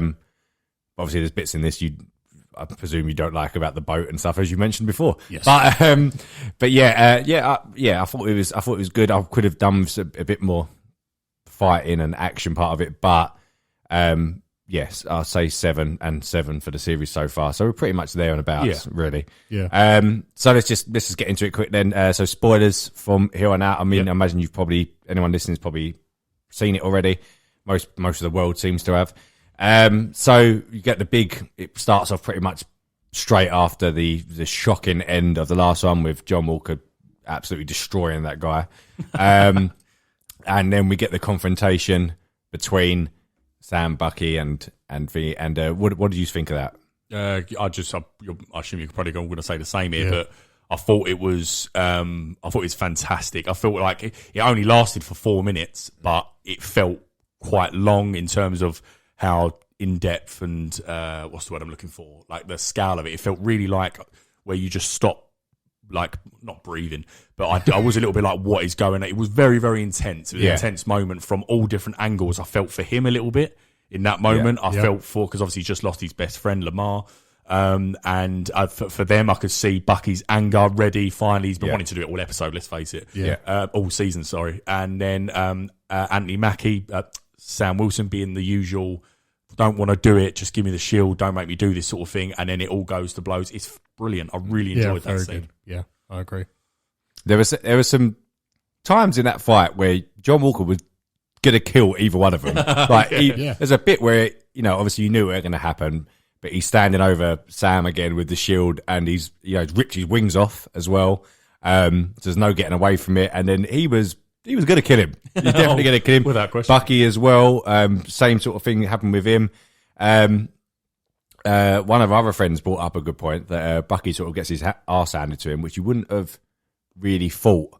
Because, of his years of training a Winter Soldier and that. I break an arm and... exactly. But the one thing I did come back to him saying is now he's got rid of that Winter Soldier thought patterns, and he is more restrained to not do this stuff. Yeah. So his idea wasn't to kill him, whereas John Walker's just off the leash and was going to kill either one of them or both of them if he could. Yeah. But yeah, really good. It was it was quite a funny case of maybe like giving my toy back by both of them. So both weren't really going for him that much. I was both trying to grab the shield off. But I thought it was really good in the moment after that when, you know, you can see that Bucky's really disappointed in Sam, still gives him, like, drops a shield at him as in to say, like, you know, take it back or whatever. And then I thought it was quite an emotional bit when Sam sort of looking at the shield and then wiped the blood off with his, you know, his hand. Well, he's got a glove on, but, you know, his hands and that, getting rid of that because it's spoiled the legacy. Yeah. But yeah, really good, that bit. And then we just get about 48 minutes of nothing story. Yeah, well, nothing. Yeah, and story wise, but yeah, what was the bad bits for you? See, my gripe with this is we said episode 1 when they're going to the banks and they're looking at the boats and stuff with a series of Falcon and Winter Soldier. It's not what you want to see. You want to see action. You want to see even more sort of Marvel centric story as opposed to just general story. And my problem is, and I can't remember who I said someone before, when I was watching sort of Civil War and Winter Soldier and all these films, I never ever in my lifetime thought I would see Falcon and the Winter Soldier in a montage repairing a boat. Never thought I'd see it, and I got it for about 5 minutes, and it was just, I was watching it, I was thinking, why am I watching this? Why am I seeing this? When it's all kicking off with John Walker, it's all kicking off with Carly, everything's kicking off. You've got the Madripoor bit, but instead I'm watching these two fix a boat. Do you not think it's more? I'm not sticking up for that bit because that was a bit like on the nose sort of thing to do. But do you not think it's a bit more after that, where obviously Bucky explains a bit later on that he doesn't really blame Sam and like the whole black man being given the shield and stuff, and then it's sort of more like building their relationship a little bit, like they're friends again now. And no, because I think we fair enough. I think we could have had that in a scene where they just brilliant chat. By the way, Craig. Yeah, but that was okay. Brilliant. Fair enough. I see the point, but I didn't want to see that. I wanted to see they could have had a chat, or even just they could have done it on the plane ride home and made amends there. I didn't even see him fixing that boat and him coming in with spanners and. I think where I agree with you on this is that point and that, by the way, what you compared to Breaking Bad was spot on. I completely understood what you meant by that, but I would expect that from that show. Yeah, no, yeah, I get that point. I'm here. I'll just use that example for a penultimate episode or something. It genuinely is a really good example, but I'm here, like I assume most people are, for a Marvel installment of a series about a Winter Soldier and a Falcon becoming the next Captain America. I want action, regardless of us reviewing as well. Obviously, we're a critic. We're reviewing people for shows and films, not taking away our bias and stuff like that. You review it, and we're here for a superhero show, which it is. And I'm so far off where I needed the action to be. So that's where I'm with you, and I agree. Yeah. Okay, fair enough. Yeah, fair enough. Let's take a step back. So we glossed over one bit. So there's a bit where John Walker's now in front of the Senate. Oh, here we go. I thought he was brilliant in that bit. Good actor, because he lost his shit. Yeah. And I sort of, when he does his little speech, obviously, like he's the senator's saying, you know, like follow our mandate and stuff like that. And he said, I did feel from it a little bit because that's all I've ever done my whole life. You've put me in these situations like in Afghanistan or whatever. Yeah, you built me. Yeah. And then he slams down his hand and says he is Captain America. Not my cap, but he is Captain America. And then really good scene. What do you like? Do you like him now? I thought he was good. That was a good moment he's with got him. some, and I don't mean this in a bad way. I mean it in a good way. He's got some. What's the word I'm looking for? Experience in this role because of who his dad is. Yeah. And so I quite like the fact that he's done things all his life, been told, doing yes sir, no sir, all his life. As Craig just said, he's been built to be this thing. He then gets given probably the most iconic mantle, not like in the show, not just in outside in reality, but in the show, the most iconic thing of Captain America following this legacy. And it is going to affect someone's mental health. Yeah. So, well, especially when you've been dosed yourself up. Extremely so. So and then obviously, and his friend died as well. He was exactly. So he's gone through however long this is, this Falcon and Winter Soldier show, in terms of how long it spans in the show, he's gone through a lot, and I can I'm not sticking up for him. He's a horrible man, but you can feel for him, a bit like law-abiding citizen, Gerard Butler. Yes, You get that essence. So to answer your question, Craig, great scene. Yeah, fantastic. Could have just said that. But then, and then we get the big. I say big because even the other two here didn't know who it was. I said before, Brad knew the actual alter ego Alias character. Yeah. So there was a big hoo-ha that we spoke about last week. That it was a big hoo-ha. It was them saying that an Academy Award-winning actor or actress. I mean, they don't differentiate these days, do they? It's just actor. But they still have the categories in the Oscars. But anyway, so an Academy Award-winning actor is going to be in this with a big MCU cameo. There's never been in an MCU before. We speculated last week. I still think our ideas were better. Yep. But so we speculated with like Kingpin, Mystique, all stuff like that. Probably unrealistic at the time. But so we get there and this lady comes walking in, who we all know actors quite well, or actresses, both of them. And I didn't know who it was. I had to Google her. Yes, so did I. And it's more, and even when the name come up, like who it was, I didn't know who that was either. Yeah. Now, I would have imagined the only people who knew who she was is of an older age, because basically she was one of the main characters in the program Seinfeld, which is where she won all her 11 Emmys, I think, which is like Oscars, but for TVs. Yeah. For TV series. So it's not a star that I'd imagine the target audience of this would know. We didn't. I didn't. Even when the name come out, I did not know. Agreed, yeah. But anyway, get past that. She did well in her role. Very good actress. Yeah. Straight up. There's no denying it. She did quite well in her role. She come out with her name, Valentina Allegri de Fontaine. Still over my head, that. I sort of knew because I recognised the name, but I had to look it up as well. So it turns out one of her aliases is she's Madam Hydra.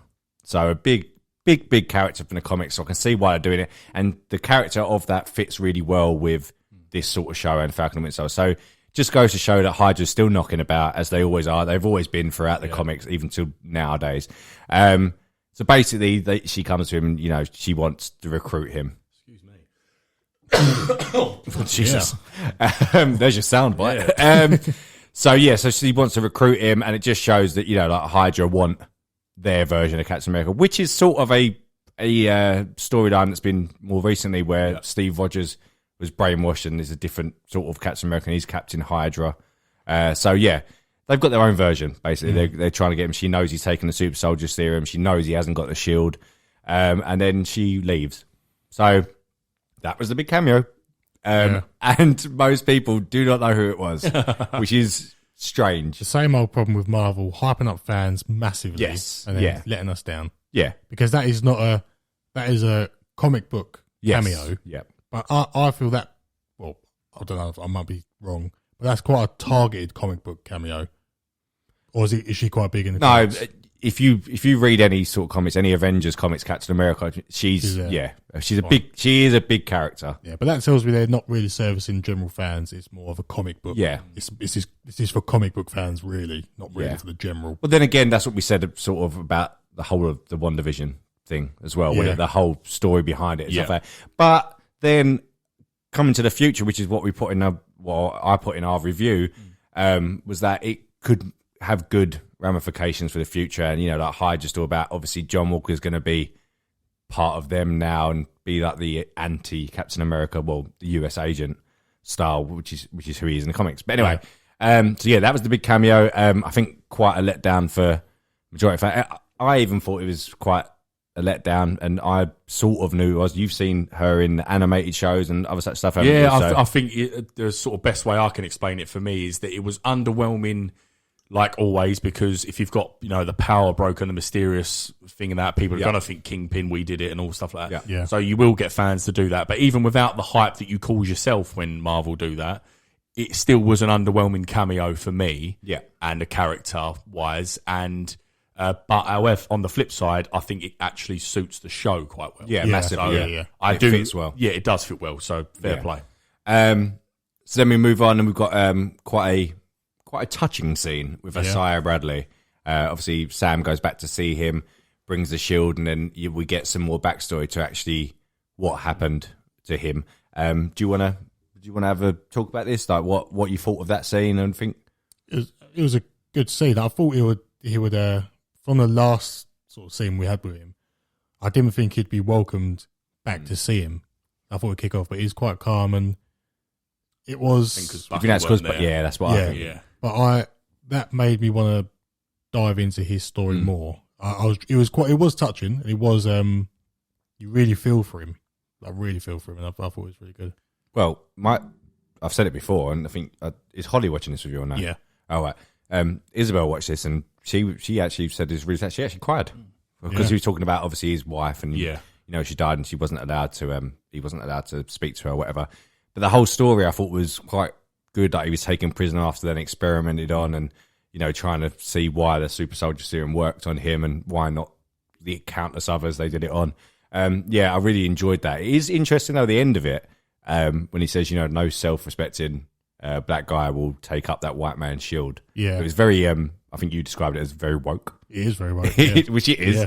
Which is what we got a bit of a couple of episodes back with the whole police thing and that. Yeah. I'm trying to, obviously, there's no doubt there's issues out, obviously, but the thing is we shouldn't be discussing these issues on a fan film critique podcast right now, but you do because it's in part of the show. And that was the incredible acting, by the way, that I mentioned up top. It was absolutely from not just Isaiah Bradley, Carl, the actor, but also Anthony Mackie. It was absolutely phenomenal bit of acting. Yeah. And as you just said, story-wise, I would love to know more about this Black Captain America. It's incredible little story, what happened back then, and how did he get to here where he is, etc.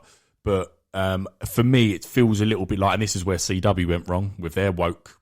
That's a known thing that they went wrong with. They sacrificed story and action scenes to focus on certain topics politically, and I do feel like they have sacrificed some things in this show to drive this story forward. And if fair enough, if that's the way you want to go, I am quite shocked to see it in a Disney Plus Marvel Falcon and Winter Soldier series, if I'm brutally honest. But nonetheless, incredible acting. And was just a bit surprised to be that intense in this show. I agree about 90% with you. the extra, did you say? 90%. I was going to say that one I've mentioned. No. No, the extra 10% sort of for me where I sort of see what they're doing. Not only because they're trying to reflect, real world stuff that goes on or whatever, but I think even in this fantastical universe, if a black man was to take up the mantle of Captain America, I think there would be issues. Would be quite a lot of issues. Yeah. Like within this universe, and if Captain America was real, in real life as well. So I do see why they're doing it. I agree. There's issues, by the way. There's no doubt in real life. But I think there's issues. So didn't we just? I think the problem they may have is because you'll have fans, young and old, and you can have some kids, 7, 8, 9, 10, black kids, Asian kids, who absolutely look up to Captain America, and that's their favourite superhero ever. And they want to be Captain America. Don't want to be Spider-Man. Don't want to be Black Panther. Want to be Captain America. And to hear that line that no self-respecting black guy would take up the white man's shield, then those kids think, oh, well, why shouldn't? Do you know what I mean? Why shouldn't? I get that, but then that's why I think it means a lot more later on in the episode. When he actually does it. I do actually see what you mean by that. At the end of the day, I mean, obviously you're a man of colour, people of colour. So if you, as you say, they have to remember there's a bigger, wider audience than just us three 26 to 30-year-old men here right now. That we understand these things, and I can accept it, and you're touching on real stuff here. But there are kids out there that just want to watch their Captain America. Yeah. And as you said, to hear that line is a powerful line and delivered incredibly by that actor. Yeah, a 7-year-old isn't going to understand that, and it's not a nice line to hear. So I agree. I do see where you're coming from. Then do you not think it makes it more powerful and a bigger statement later on when we get the whole Sam obviously taking up the mantle? I don't know, because kids have already heard that line. Kids are very... Yeah, no, I get it. Yeah, I think a lot of mums and dads have said, "Right, pause. Let me speak to you for a second and explain." But yeah, I do. I do see where you're coming from, Craig, as well. Because I think even his sister says you're not going to let Isaiah Bradley get in your mind about what you want to do, or whatever. Oh, anyway, Bucky wants the sister. yeah. Anyway, carry on. So then obviously, I actually really like this bit. There's quite a cool bit where Bucky and Sam are discussing, what went wrong, and they're both chucking his shield a little bit, playing frisbee basically, aren't they, for a bit? And it's quite cool. But yeah, they're both sort of discussing things, and then Bucky says it's wrong, and they agree to, let bygones be bygones, and let's help each other out if we need it. Yep. Then one of the best bits of this episode, other than the fight start, I really enjoyed Sam's training montage. So did I. I thought it was really, really good. Yeah, I liked it. What I liked about that is that's I can't think of an example now. I had loads the other day when I saw it.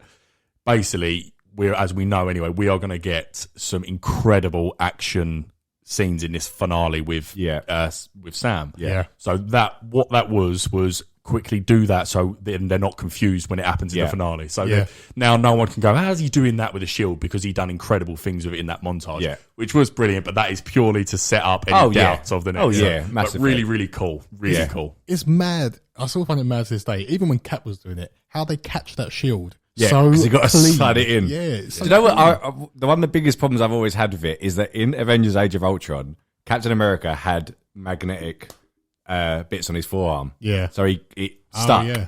And then after that, it just disappeared. They would never have to go. So for someone like Falcon, who's not a super soldier, they would be very beneficial. Oh, yeah. He hasn't got to worry about getting his hand quickly in them straps. Yeah.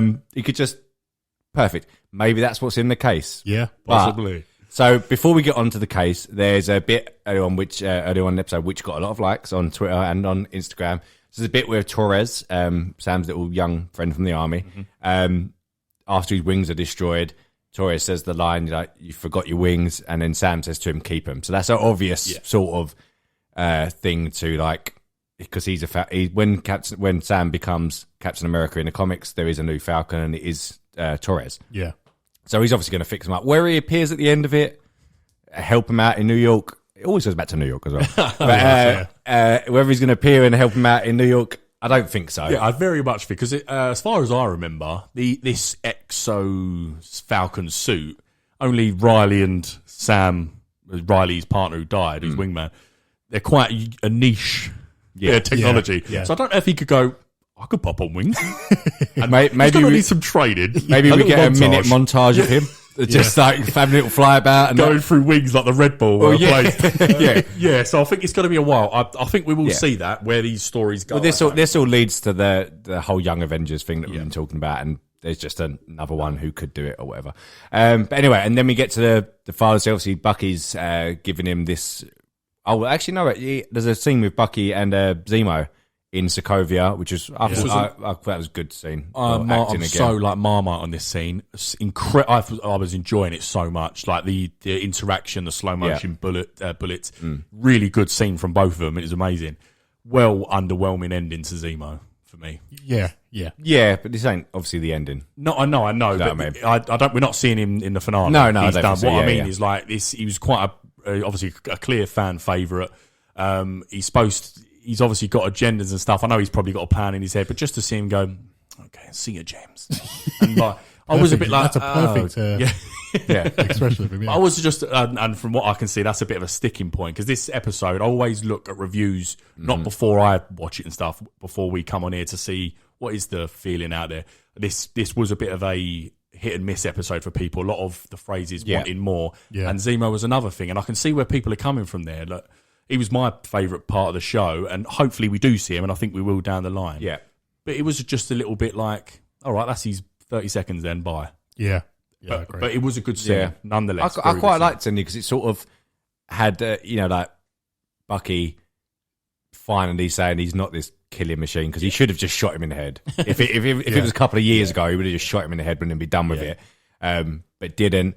Handed him over to the Wakandans, and they came. Menage, and they took him away and whatever. Yeah, I get why people may be a bit underwhelmed, but I thought it was quite a very good scene, good turning point. Yeah, and obviously he's back in Sokovia where his family died, and that which is quite cool. But anyway, actually, there's one other bit. Forgot about it, which I haven't seen much talk about on social media. The Sharon Carter moment.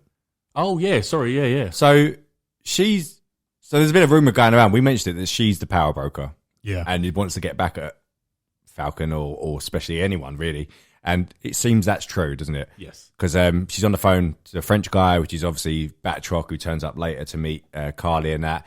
And then basically he's been sent there to give him all weapons and to say that he'll get his shot at Falcon. So Sharon Carter's basically the bird behind it, isn't she? She's she's seems the power that way. broker. Yeah. Why? She seems like she's got a lovely life. In Mandripore's affair, she seems very rich. Yeah, she's doing all right. Seems like she's doing well. That's probably why, though. But yeah. But it seems like she's behind it a little bit, maybe because she didn't disappear in the blip as well, and she liked what was actually left behind, just forgotten about. Maybe it is a bit of revenge. I think it's a bit of a bad way to go, turning her like that. I mean, she would be annoyed because her boyfriend went back to start shagging her aunt, so she would be a bit annoyed. I think I said this last week, actually, that I'm glad they've gone this route rather than the, all right, you found me 5 years, sorry, you said sorry, let's go have a drink. It probably would be I would feel it quite cringy if that was the case. So maybe they've gone too far, as you're saying, to become this, criminal underground, empire that she's seems to have accrued at the minute. But I do quite like the fact that she's not forgiven them, because that is a disgrace what they've done. They were chilling now. Anyway. Yeah. So I do. It is a bit much. Yeah, I do. You sort of see, like we said about Carly and the flag smashing, that you sort of see when they're better villains, or they're not great. I'm not saying that, but they're better villains when you understand their side of it, and they're not just someone out who wants to kill someone, basically. Yeah. It looks like she's going to be causing a muck next episode or in the future or whatever. Batroc's back though. That's quite cool to have him. He's going to obviously have I'm glad that fight. wasn't the end of him at the beginning. Yeah. Then we get just before the mid-credit scene. We have the case that Sam opens, and obviously I was a bit gutted we didn't get to see that it was inside, but it's his new Captain America Falcon. It's going to be a great reveal. The toy that we've seen. Yeah. Bucky's definitely gone to him. He's like, Sam's the new Cap. Let's make him a shield. Let's give him some vibranium wings so they can't be ripped off again. And here's your stuff, magnetic forearms, hopefully. Because Cap's good at throwing it about when he's running about, but if he's flying around, it's going to be even more difficult. But anyway, it's quite cool. So we're going to see that next time. And then, first time this series, mid-credit scene, which people picked up on the trailer. We mentioned it last time. It looked like two different shields. Yeah. Well, lo and behold, looks like John Walker's making his own. He's just in a garage. It's very much. It looks like he's literally in a shack, not even anywhere decent. But make his own little shield. So he's back. It's very. Which is, I love the character and actor. But do you remember the bit in Aquaman 2 with Yahya Abdul-Mateen doing the Black Manta building? Yes. And that weird song comes on, and he's got his little drill. And it was like, what am I watching right now? Yeah. It was a very budget Tony Stark in a cave. Yeah. She's got the steel out. But cool, and it just hones on all the stuff you explained about Madam Hydra. I'm not saying the long name. Yeah. All the stuff you said about Madam Hydra earlier just reinforced this mid-credit scene, just reinforces that. So, And he's going to be out for blood in this fight. I don't think he's even going to go for the flag smash. I don't think he gives a shit. It's fully up for Falcon and Bucky. Yeah. Anyway, perfectly set up for the finale. Yeah. Be watching it early. Think it'll be good. I hope so. How long is it? Do you know? It's the usual rumours of about 60 odd minutes. Oh, is it? But who knows? We'll see you on Friday. Yeah. Also on Friday, Mortal Kombat, but we'll speak about that next week. Can't wait. Yeah. All right, let's do. So that's the end of that. Any more fun thoughts? No, we're good. No, look forward to next week. I think we need a full-on action. Just to go back on the action thing, I do think we need a full-on action-packed finale. Yeah, or it will be. I mean, it's all going to shit. That GRC place all got locked down, and then he's heading there. Bucky's going to be there. New Cap. Old Cap's going to be there, whatever. Just quick, because obviously, remembering this 25 mil per episode budget, we've spoke about before. Let's see it. Yeah. But anyway, really looking forward to it, though. It's going to be a good finale. Do you want to introduce what we're doing, Con, to finish this episode up? So, moving on, we've got a cool little segment we've got coming. Yeah. So, I asked the lads to get their top 5 film franchises ever. So, we're going to discuss each of our top 5 choices, but we'll go through them, and then collectively, we'll make a top 5. Okay. I need the caveat for the listeners as well. Yes. What are we doing with Marvel? So Marvel, you can have the Marvel standalone films, but no Avengers. So you can't have any Avengers because that'll just be... The reason for that, we're obviously all fans of it, but this is double-digit sagas. No one can do that or can compare to them. So That's the reason we're James Bond's made more films. Anyway, spanning about how many years? Yeah. So this is a full MCU almost linking 60 years next year. Jesus Christ. Too long. So that's the reason why we are fans. Yeah. So shall we go from 5 to 1 and build up? I haven't got them in first? any order, so Okay. That's sort of what we asked for. But right, okay. did we actually say? I'm sorry. I have my ones, but I don't have. All right, let's go around. So you want our fifth? You don't have to rank. Yeah, You want our fifth. So who wants Correct? Go on, Con. Your segment, you go. So I've got some honorary mentions, but I won't mention them yet. And this just made the cut for me, just because At number 5. Yeah, for nostalgic reasons. And my number 5 is Toy Story.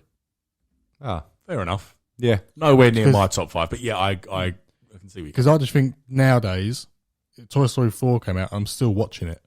And I'll still watch Toy Story 1, 2, 3, and I enjoy them all. So just for the child in me, Toy Story made 5. That's fair enough. Yeah. Do you want me to go? Yeah, go on. So the one I've got at number 5 is similar to your example on Toy Story. Not the same film, set of films, but I've always been a fan of Rocky. So Nice, okay. Rocky's my number. It just made the cut amongst. I won't say the one because I reckon one of you will have the other one in there, but it just beats something for me. But Rocky, I can't remember how many times I've seen them films, and they're just brilliant. So Yeah, so that's a good choice. I'll take, I'll have a good choice. I'm going to stick sort of an old classic. I'm going to go with Die Hard. oh, but I didn't even think The of that first 3. Yeah, We'll leave the others off, But the first 3 I go with. iconic. Yeah, but understood. Incredible films. Yeah. I would First not 3. fall away because of the other ones. What's that? Would you not fall away because of the other ones? It still makes a cut. No, because I still think it's a great movie franchise. Fair enough. Like if I had to watch the other 2, the 4 and 5, I would still watch them. I just four's okay. I don't mind 4 that bad. Yeah. That much. What? I don't mind 4 that much. I can't say it. No, 4 I like isn't that 4. bad, 4's good. Yeah, It's not yeah. as good as the first 3. The 5th's diabolical. But Yeah. the 5th one for me doesn't ruin. I mean, it does ruin the franchise, but not enough to take away the classics Fair enough. of it. Yeah. It's incredible. That's a fair point. No, I like it. Moving on to number 4, one of my favourites, but it's on your fault for this, one of my favourite film franchises, Terminator. See, and then again, like we just said about Die Hard. Very good example. It falls away, yeah. So but- which Terminators do you like? Oh, come on. It's the best one. yeah, I like Terminator 2 is the best one. Yes. And I like Terminator 1, Yes. then Terminator 3, and then, Rise of the Machine. yeah, Rise of Oh, the right, Machine. okay. And then, no word of a lie, I prefer, do you know Universal Terminator 4D? I prefer those over the new ones. That over the new ones. What? Do you know Terminator 4D in Universal? Oh, the ride thing, yeah. But that is classed Yeah. as canon to the Yeah. films. And I prefer that over the newest ones. Yeah. But Okay. Terminator 2, I'll watch any time of the day if it's on. I'm Yeah. watching it. Taking Yeah. away, for me, Terminator, if you ignoring Dark Knight for a minute with Heath Ledger, that is, as a second film sequel, you don't beat that for what it done. Oh, yeah. Yeah. Terminator 2 was absolutely outstanding. Yeah. Have you considered Rush Hour 2?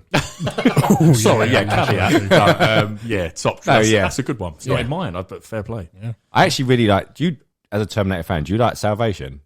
I do like Salvation. Yeah. I think that's the best out, not including the originals. I think that's Genesis the best. in the bin. Oh, Yeah. I've not seen Dark Fate. Dark Fate. I've watched I Dark think you could Fate probably now. pop that in the bin and all. Yeah. Okay, fair enough. Trash. But yeah, Salvation, I enjoyed it. Yeah. I think Sam Worthington died after that. I don't know where he went after. Yeah. No, he fell off the planet, Man didn't on a Ledge. Yeah. That was, I actually quite like that film, man. It was quite good. But yeah, anyway, so yeah, Yeah. good. Me now. This was really hard.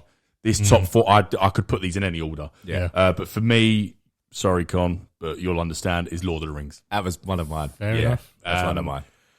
I don't know what I can say for that world. I think you have to be not so much like a geek. in Nerd. terms- They're a different type of nerds, Yeah. aren't they? And for me, as you might, Game of Thrones is my favourite TV show of all time. Yeah. I love that mythological. This is more mythological. I like the mythological aspect of like swords and shields. Do you include the Hobbit films in this? I do, yeah. Because I think they're trash. One I didn't like the Desolation of Smaug, whatever it's called, Oh, that with went Benedict on for ages, Cumberbatch that. as the dragon. But the Battle of Five Armies with Manu Bennu, he was the Crixus. weird orc. Crixus, yeah. Yeah. He was the weird orc with Van. But that was a really just non-stop battle film. Yeah, that was, yeah. So that was cool, but I feel like you had to watch the first 6 hours to get to that. Do you know what I mean? but Lord of the Rings: Two Towers will forever be one of my yeah. favourite films of all time. Battle of Helm's Deep is absolutely iconic. So I have no idea what you're talking about. Fair enough. Well, I was on, Yeah, but you might as well speak another language. That's the Yeah. orc language. Well, you've taken my number 4, so I'm going to go out the list now. Planet of the Apes. Oh, nice. It's not in mine, but I struggled so much. That's my next one. Is it? Oh, Yeah, that's my They, number they 3. are. carry on. They obviously not talking old ones. We're talking the 3 most recent ones, and they are fantastic films. A Yeah. fantastic trilogy. I quite liked the Mark Wahlberg one, but yeah, sorry. No, I'm not including that when I say this. I thought, what's more to say? They're a fantastic trilogy of films. Yeah, they don't fall away. I've put down here, and you can see it if you want. I'll put down here, Planet of the Apes is as close to a perfect trilogy as you'll get in terms. We've had this question before, Yeah. and I probably would class 2 better than 3, but it was so close that nearly done it. That nearly done the age-old question Of what's Rise it, of the yeah. Planet of the Apes, War of the Dead, and then it got better as it goes along. I think the first one unusually is the worst, Yeah. but it's still brilliant. I really like the first one. yeah. But yeah, it was absolutely perfection almost, and for trilogy wise. So I'm shocked I've not managed to squeeze that in. Yeah. Sorry, Con, for nicking that. I'm going to replace it then because Yeah. it was very close. on So then. I'm going to pop in Pirates of the Caribbean. Oh, that's a big. Yeah, I yeah. really Oh, that's enjoy nowhere it. near mine. No? No. Why? Pirates of the Caribbean 1 to this day is one of the most perfect films. Yeah. Again, it's brilliant. Yeah. Honestly, I cannot. It's just absolutely brilliant. But then I didn't mind Dead Man's Chest as much. It was okay. The difference dropped off. From that point, I do not remember what happened. I know the films, but I watched recently with Javier Bardem Salazar's Revenge. Oh, yeah, yeah. Awful. Yeah, I haven't actually seen that. I I haven't does seen that struggle one. a bit. It's really. I just think with the others you mentioned, Terminator, and you. What was your one? Die Hard. There's a few good ones in there that counteract the bad. I don't think there's. I think the bad outweigh the good on. Yeah, in my opinion, I can see Yeah, why. fair. I think Yeah, I have yeah. to agree with that. Yeah. Yeah, Fair enough. because I think it is a turning point. You got the first 2, which are good. World's End was too confusing as a kid. That's the one I because don't it was know. the one with like Yeah. 5 different stories all Yeah. going on. Still good, but then the 2 after that are shite. That Stranger is it Stranger Stranger Tides? Tides. Stranger yeah. Tides. Yeah, and I haven't even seen the last one, but apparently it's crap. So All right, well, I'll just climb in the bin then, boys. But the reason. let's just say that's not making it in the top 5 all Fuck round. me then. But Curse of the Black Pearl. What did you think gets of a shout? What did you think of 4 and 5 then? Of it? I wouldn't rush back to watch them. I think they're the worst films in the world. It's a like but with all these franchises. Yeah. They do tell. They're tailed off, yeah. Yeah, fair enough. Nice. Right, so next, Twilight. No, I'm joking. This was tough because, as you know, I know my favourite. We mentioned earlier my favourite character is Wolverine, and I've grown up with Marvel, but both. I can't call who I love more, Marvel or DC, in terms of characters and stuff. So I really struggle with that. But I'm more at the minute more loyal to Marvel because of what they've given us. So I struggle with this, but purely taking away Avengers was the deciding factor. Yeah. And I've just put Dark Knight. Number 2. Calling that as a franchise, the Dark Knight trilogy, just calling that as a franchise. So I just think that was one of the best bit of cinema I'll probably get in my lifetime, if I'm honest with you. Yeah. I'm talking about Dark Knight. Where's that, number 3 on the list? Or 2? No, that's what have I just, sorry, yeah, what am I talking about? Sorry, Marvel. So yeah, Marvel's my next on the list. Dark Knight's my second. Oh, okay, fine. So you've just thrown I've Marvel just in. completely spoiled everything, and I'll see you later. But sorry, Marvel is my next. As I said, regardless of Avengers, some of those movies. I mean, we mentioned Winter Soldier. They brought to life geeks like me and Craig who didn't have friends. I'm joking, we didn't. But no, real geeks like us that grew up watching animation every day. Yeah. We spoke about the recent 90s Spider-Man and stuff. We grew up. We probably didn't think we would ever get anything like this. And Craig would tell me if I'm wrong. I didn't think we'd ever get anything like this, especially at this age. So I have to give it so much props, but purely just because of Dark Knight, it's just under that. So MCU universe. second Marvel Avengers. Cinematic Universe is my third on the list, just behind, as I've just sport it, Dark Knight. So the question, I know we're ignoring it, but if you put Avengers in, where does it then go on the list? Top on number one. Yeah. Yeah. Just posing the question. No, it is. Just posing the question. Yeah, no doubt about that. Yeah. I'm going to say 2 now because these were just tying for my third place. Bring it on. So I have to say them. So The Matrix. I really struggled not to put that in. The Matrix, we all know and love it. got a bit weird. And fuck knows what's going to happen in Matrix 4. So not even going to watch it because Warner Brothers tried to close it down. So no. But really good. But I'm going to go. I did leave it off, and you're not going to like this. I'm going to say it anyway. It's Indiana Jones. Yeah, knew it was coming. Yeah. I love them. Again, the full fun. Wrote me. First three, very good. I think as film people, like Con, tell me if I'm wrong, Con. I mean, I don't like them, but I have absolutely no question mark when someone says they love it because do you know what I mean? It's just one of them things that it is iconic. You can't. No one can say it's not. So I laugh at it because I don't like Craig, but I do. It's a bit like because when Terminator was 80s, wasn't it? Yeah. So it's not far off as in time wise when it's on. But Indiana Jones, any one of them, if they're on, I'll always pop on and I'll just see whatever scene they're at. Just watch it. So it's just one of them ones. Are you incorrect? Oh, we know what your number one is, big boy. All right. Well, I don't know if you do. Oh, I do. Wait, you're on 2 now. I'll do 2 and 1 because Craig's got 1 to go. So these were very close for me. Wait, let me just type down what I think it is. So go on. Prove I'm right. These were very close, 2 and 1, and I had to battle my mind, and I know what 2 they are as well. I just had to change this is it number last 1 for minute. Connor. There we see. There we go. Go on, look. Oh, right, yeah, of course, yeah. It's any of the Thomases. I think you're going to be incorrect here. Okay. So my number 2 on the list of favorite franchises ever, Harry Potter. Yeah, I'm right then. Yeah. Did you have that? That's not why I. So number 1. Yeah. Dark Knight.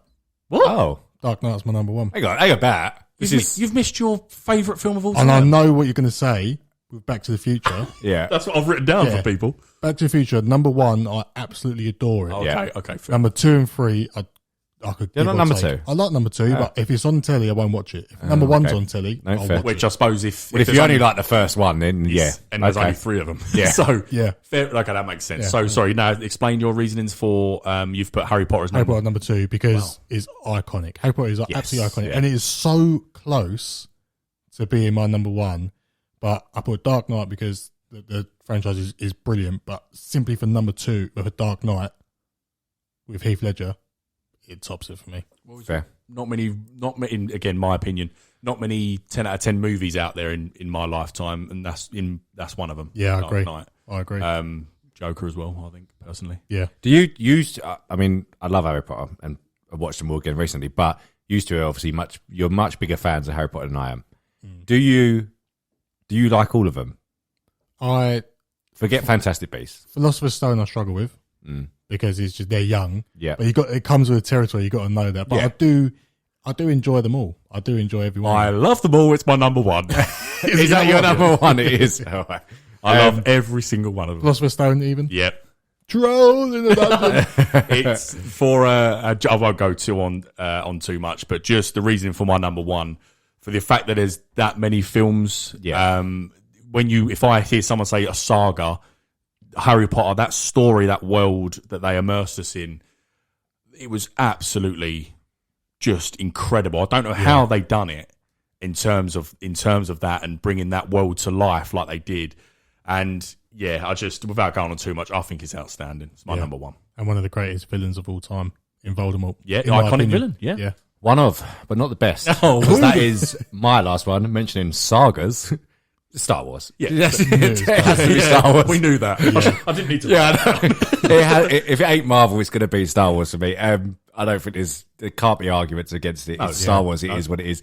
I didn't actually say my number 2, and I don't really want to because you're just going to mug me both off. James Bond, but I don't know if the thing is if we're going down the route of what I think's a good out of the 25, then probably not. I can't put them in there because I only probably like about 6-7 of them.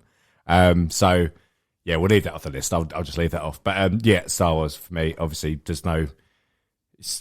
I don't know what more to say about it. Yeah. If you could, it's a tough question because the one I'm going to ask, because of how much Marvel is pumping out. But gun to your head, and I've got one for listeners. I've got a gun. Oh dear. You just cut off now. If you could only watch one Marvel or Star Wars for the rest of your life, what would it be? Fantastic question. Try and ignore the amount that Marvel is. I think it's for me. I think it's quite an easy question. I think I'd rather watch Marvel now going forward because the main Star Wars story that everyone liked is over. Yeah, that's the anything tough. now is going to be like offshoots and which I'd love to see. I'm still going to watch it all, but I think now, All right, I've got another gun.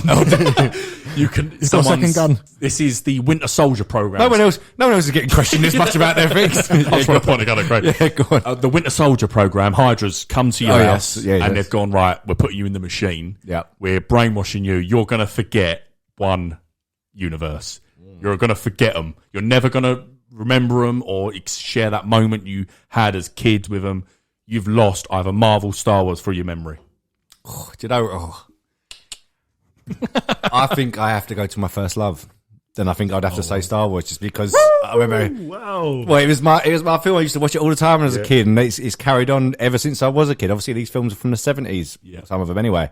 It's an even display. Yeah. I was about to say the merch says otherwise. What did you just look at, Con, for listeners? I looked at his lightsaber. Excuse me. No, good question. But then again, all right, you're both Harry Potter and you're both loving Dark Knight. Which one would you rather forget? I'd forget Dark Knight. I'd forget Dark Knight. An instant. In an instant?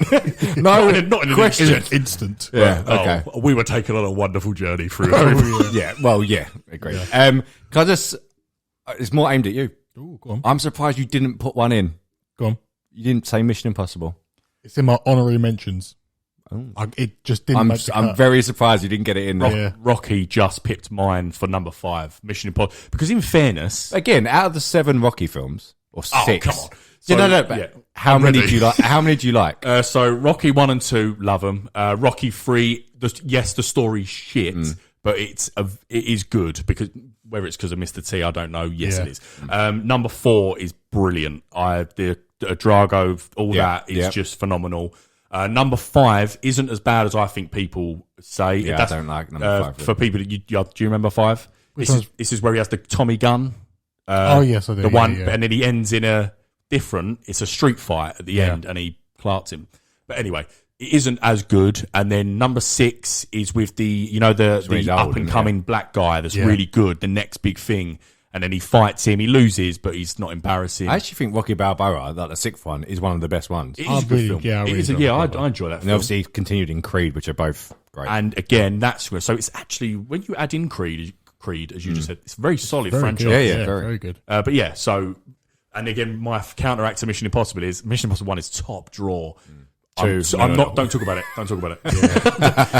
Mission Impossible 3 isn't bad with that guy, Philip C. Hoffman. Yep. No, Seymour Hoffman. Yep. Really good film. Number 4 is good.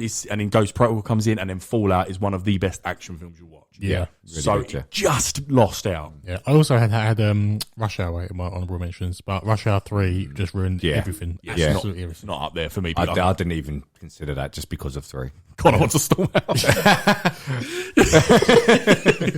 out. So shall we compile? Right, this is and get the 5. I think it might be quite easy to do. I don't. Let's not do it in order, because I don't. Okay, let's just okay, 5 in there then. So Star Wars, Yep. HP. Harry Potter. Yeah. They're the 2 Yes. straight Yep. in there. No, Yep. no quiff, no butts, no coconuts. Yeah. Right. Where do we go from here?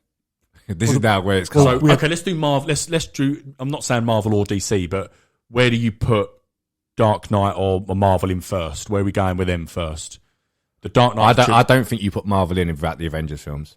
Fair point. Yeah, so Dark I Knight. think I would probably say, because of the iconic trilogy, Dark Knight goes in. Yeah. I don't agree, but okay. I don't think that warrants a place in the top 5 best ever. What's your franchises. next on the list? Yeah, Your let's keep opinion. that last. Are we doing it are we doing it in order? It's not in order. Oh. Just throw another one in. So we've got 2 obvious ones of Harry Potter, Star I think, Wars. although you don't like it, I think Lord of the Rings warrants a place there as one of the greatest franchises. I just think it's very niche, though. That's the thing. Well, It's very it won a niche. load of Oscars and made a load of money. Yeah. Ain't that niche? It's in quite an incredible Oscar amount, isn't it? Yeah. Yeah. Yeah, but I'm just thinking from fan perspective. The only people I know watch Lord of the Rings are used to. Oh, do. But do you know what I mean? No, out of our group of people, yeah. That's actually quite a suppose fair, so. good focus yeah, group.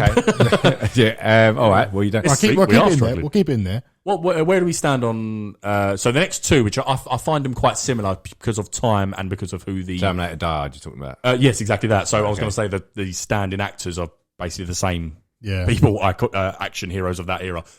Terminator, I think there's only room for 1. I think you're probably right. I'd put Planet of the Apes in over them 2.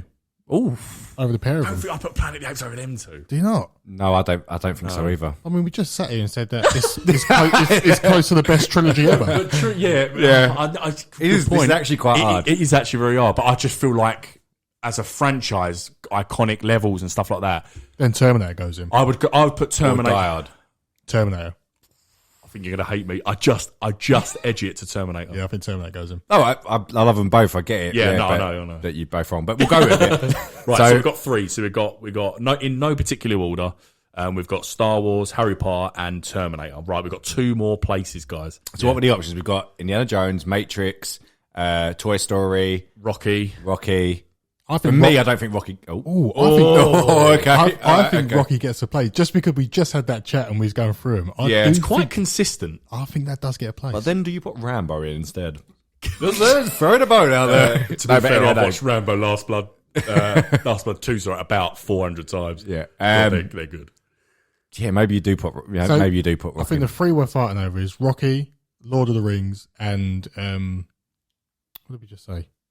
Are we throwing Toy Story off the? Yeah, it's gone. Yeah, I think that. Fair Yeah, enough. Right, Toy Story's gone. Yeah, I don't think Dark Knight goes in for me. I just don't think. To be fair, although a bit similar to Planet of the Apes, although it is a fantastic, one of the best trilogies you'll probably get in cinema. Yeah, I do find it hard to call it a franchise. Yeah. So I did struggle with that one. Yeah. I know it is, and it's DC, but yeah, I sort of will bow down here and go fair enough, Craig, on that one. I think. Okay, so what we have left is Matrix, Die Hard, Lord of the Rings. What else? I think Lord of the Rings has to get in there. Then. I do as well. I think it has to go in. For my particular thing, there's two films that made me fall in love with because we're all movie fans. Me and Craig are geeks, fair enough, like weirdos. But we all love films, and there's two movies that made me fall in love with film, and that was Two Towers, and Matrix 1. Yeah. So it's really hard, but I feel like Lord of the Rings does have to be in there because I is do. outstanding. Yeah. So last slot is Die Hard or Matrix. Really? Wait, no, what? Or Wait, Indy. then we must have. Oh yeah, forgot about my man. Forgot about my man. Is that the only ones we have left? Yeah, because we've Planet got Apes. Star Wars and Harry Potter were thrown straight in of without course, no question. We We have thrown in Rocky. Yeah, I know we've got it controversial then. one. Terminator and Terminator, Rocky, Lord of the Star Rings. Wars. That's we it. have. That is the So, five. so that's our five. So confirmed list: Harry Potter, Star Wars, Rocky, Terminator, Lord of the Rings, in no particular order. So For don't come at our us. weekly cut franchises of all time. I think we should make a post about. I this. think we should. Yeah. What we Yes. discussed. Yeah, You're the edit man. You get on it. Okay. But yeah, I agree. That should be anyone's got any suggestions? Maybe next week we'll put in a little 5-minute chat to give. Can I just add a caveat in? Yes, go on. We put Marvel in with the Avengers. Which one goes off the list? Terminator for me Yeah, because of the amount of shit that's come after Terminator. I'll take Rocky off. Yeah. I'll take Rocky off. Yeah, Yeah. I'll take Rocky off. I would. That counts. It has double the amount of better films in the franchise. luckily we Stallone- don't have to worry about that because Yeah. it's not the list. Stallone loses this season. Even with Brad, his opinions are opinions. They're not wrong. It's their opinions. I can hear something. Adrian. He's not happy. All right, so enjoyed that's our list. We should probably come up with the top 5 worst ever franchises. I did think about that earlier, but it was too much fun. But we'll do that another week. So thanks for listening. I know you guys in, yeah. Well, we're not closing yet. We've got scraps. How dare you? Bunch of scraps! We will fly through scraps. I've got a couple of scraps. Sorry, can I just say one more thing? I played the jingle. You did. The jingle's done. No, I'm joking. Go. I looked up a list of fan voted best franchises. You will never guess what number 1 was. Jurassic Park. Nope. Oh, I forgot to mention Jurassic Park. Oh no! I would have written that down for you. Oh, no. Number 1, and I cannot believe it, right, was Mad Max. Really? Yeah, including Mad Max, Road Warrior, Thunderdome, and then the new one as a franchise as a whole. Written by... Don't get me wrong. I really enjoyed that new one, but that is strange. Yeah, Number 2 was Lord of the Rings. fair. Number 3 was Star Wars. Number 4 was Harry Potter. Okay. Fair. Number 5, Mission Impossible. Anyway, sorry. Apologies, Back to it. Jet. Yeah, so we'll go again. Bunch of scraps! Cool, shouting a bit, isn't it? Right, let's go. A couple of scraps. First of all, just up top, Helen McCrory passed away. Oh, yeah. 52, I think she was. Speaking of Harry Potter. Yeah, Harry Potter and Peaky Blinders. So rest in peace. Did they say why yet? Nothing. It was cancer. Cancer. Homeland, Damian Lewis, her husband, said it. Is that her husband? Yeah, I did not know that. Fair enough. he's one of us, Craig Ginger. Yeah, Rest in peace. a few of us out there. Michael C. Hall. God bless him. Too many. Second scrap, Downton Abbey 2 has been confirmed with a release date of Christmas 2021. Can you play Box of Scraps again after that? Box of scraps! Yeah, fair enough. It is big. Yeah. A bit like Bridgerton. We don't watch it, and they probably never will. But it is big. Yeah. So fair enough. That's my scraps. Do you want me to get one out of the way? I've only got one. Do it. Throw Okay. it. Go on. I think we talked about this before, but just a question as well. So Nicolas Cage and John Cameron Mitchell, I don't know who the second one is, will both star as Tiger King's Joe Exotic in 2 different TV shows, one for Amazon and one for NBC. Oh, okay. Which one are you more interested in watching? Nick Cage. It has to be, doesn't it? Yeah. Nicolas Cage as Joe Exotic is going to be mental. That was like fan casted. I remember when that was out. Yeah. So whether they've gone off of fan casting there, I don't know. Well, it's happening. And Nicolas Cage, he's got time on his hands. Oh, yeah. That's the Nicolas Cage Joe Exotic is going to be mental. Yeah. Yeah. Agreed. Just imagine him, he was in Ghost Rider. Yeah. Like, just a bit mental. I think he's just going to be that. Unhinged. Yeah. That's it. That's what I've got. Oh, I'll leave you. I think you got it. Over? I don't know. We'll see. I won't have it. I've got Okay. 2 things. Whatever you got, I ain't got. That sounded like a Well, disease. Anyway, just quick. This is really random. Disney Plus and David Beckham have teamed up for a Disney Plus series. I think it's called Save Our Squad, and he goes back to East London and looks like he takes over a struggling team. I just saw the headline that Deadline come out with, and Hollywood Reporter, and it was like Disney Plus teams up with David Beckham. It's just anyway Odd. Yeah. very odd. There's also a Pogba. Is it Pogba and Amazon or something? Pogba's got it's called Pogumentary. Oh, I'm not joking. Documentary. Yeah, Is it out? Or is it being done, you mean? It's I just see. been announced. Fair Yeah. enough. I can't remember who the streamer Pogumentary. is. It's not. I don't think it's Disney Plus. And my last one is just I spoke to Craig at the gym. That's right, we're back about this, and it was Love and Monsters. Oh, yeah. yeah. I've said to a few people now, give it a watch. It's a Netflix, as we mentioned, Army of the Dead. Yeah. Fun Netflix film. And all the people, about 5 people I've told to watch it. Yeah, that's right. I know. You know, 5 people. And they've all come back saying fair play. That it's a very good. And I showed Craig a little clip. Yeah, it looks good. Because I was shocked to hear that it won a special effect award. Yeah. And now you'll see why. It's very, very good. And the star, Dylan O'Brien, we spoke about him, Dylan O'Brien, I can't pronounce his name. Very, very good. O'Brien. We've done that before. But yeah, very, very good film. If you want an easy watch Netflix, it's free. Go. Fair. Yeah, see you later, Con. That's it. That's it, I suppose. Was that a scrap you had? No, it was just that Superman Lois released a poster to say the remaining however many episodes, 10, I think there is then. Yeah. Because only, 6, wasn't it? Or 5? Yeah. No, it is. There's 15. I saw the other day. It's 15 episodes they've got. So, That's not the question I asked. but yeah. So there's 10 left or So something? that'd be 9 left.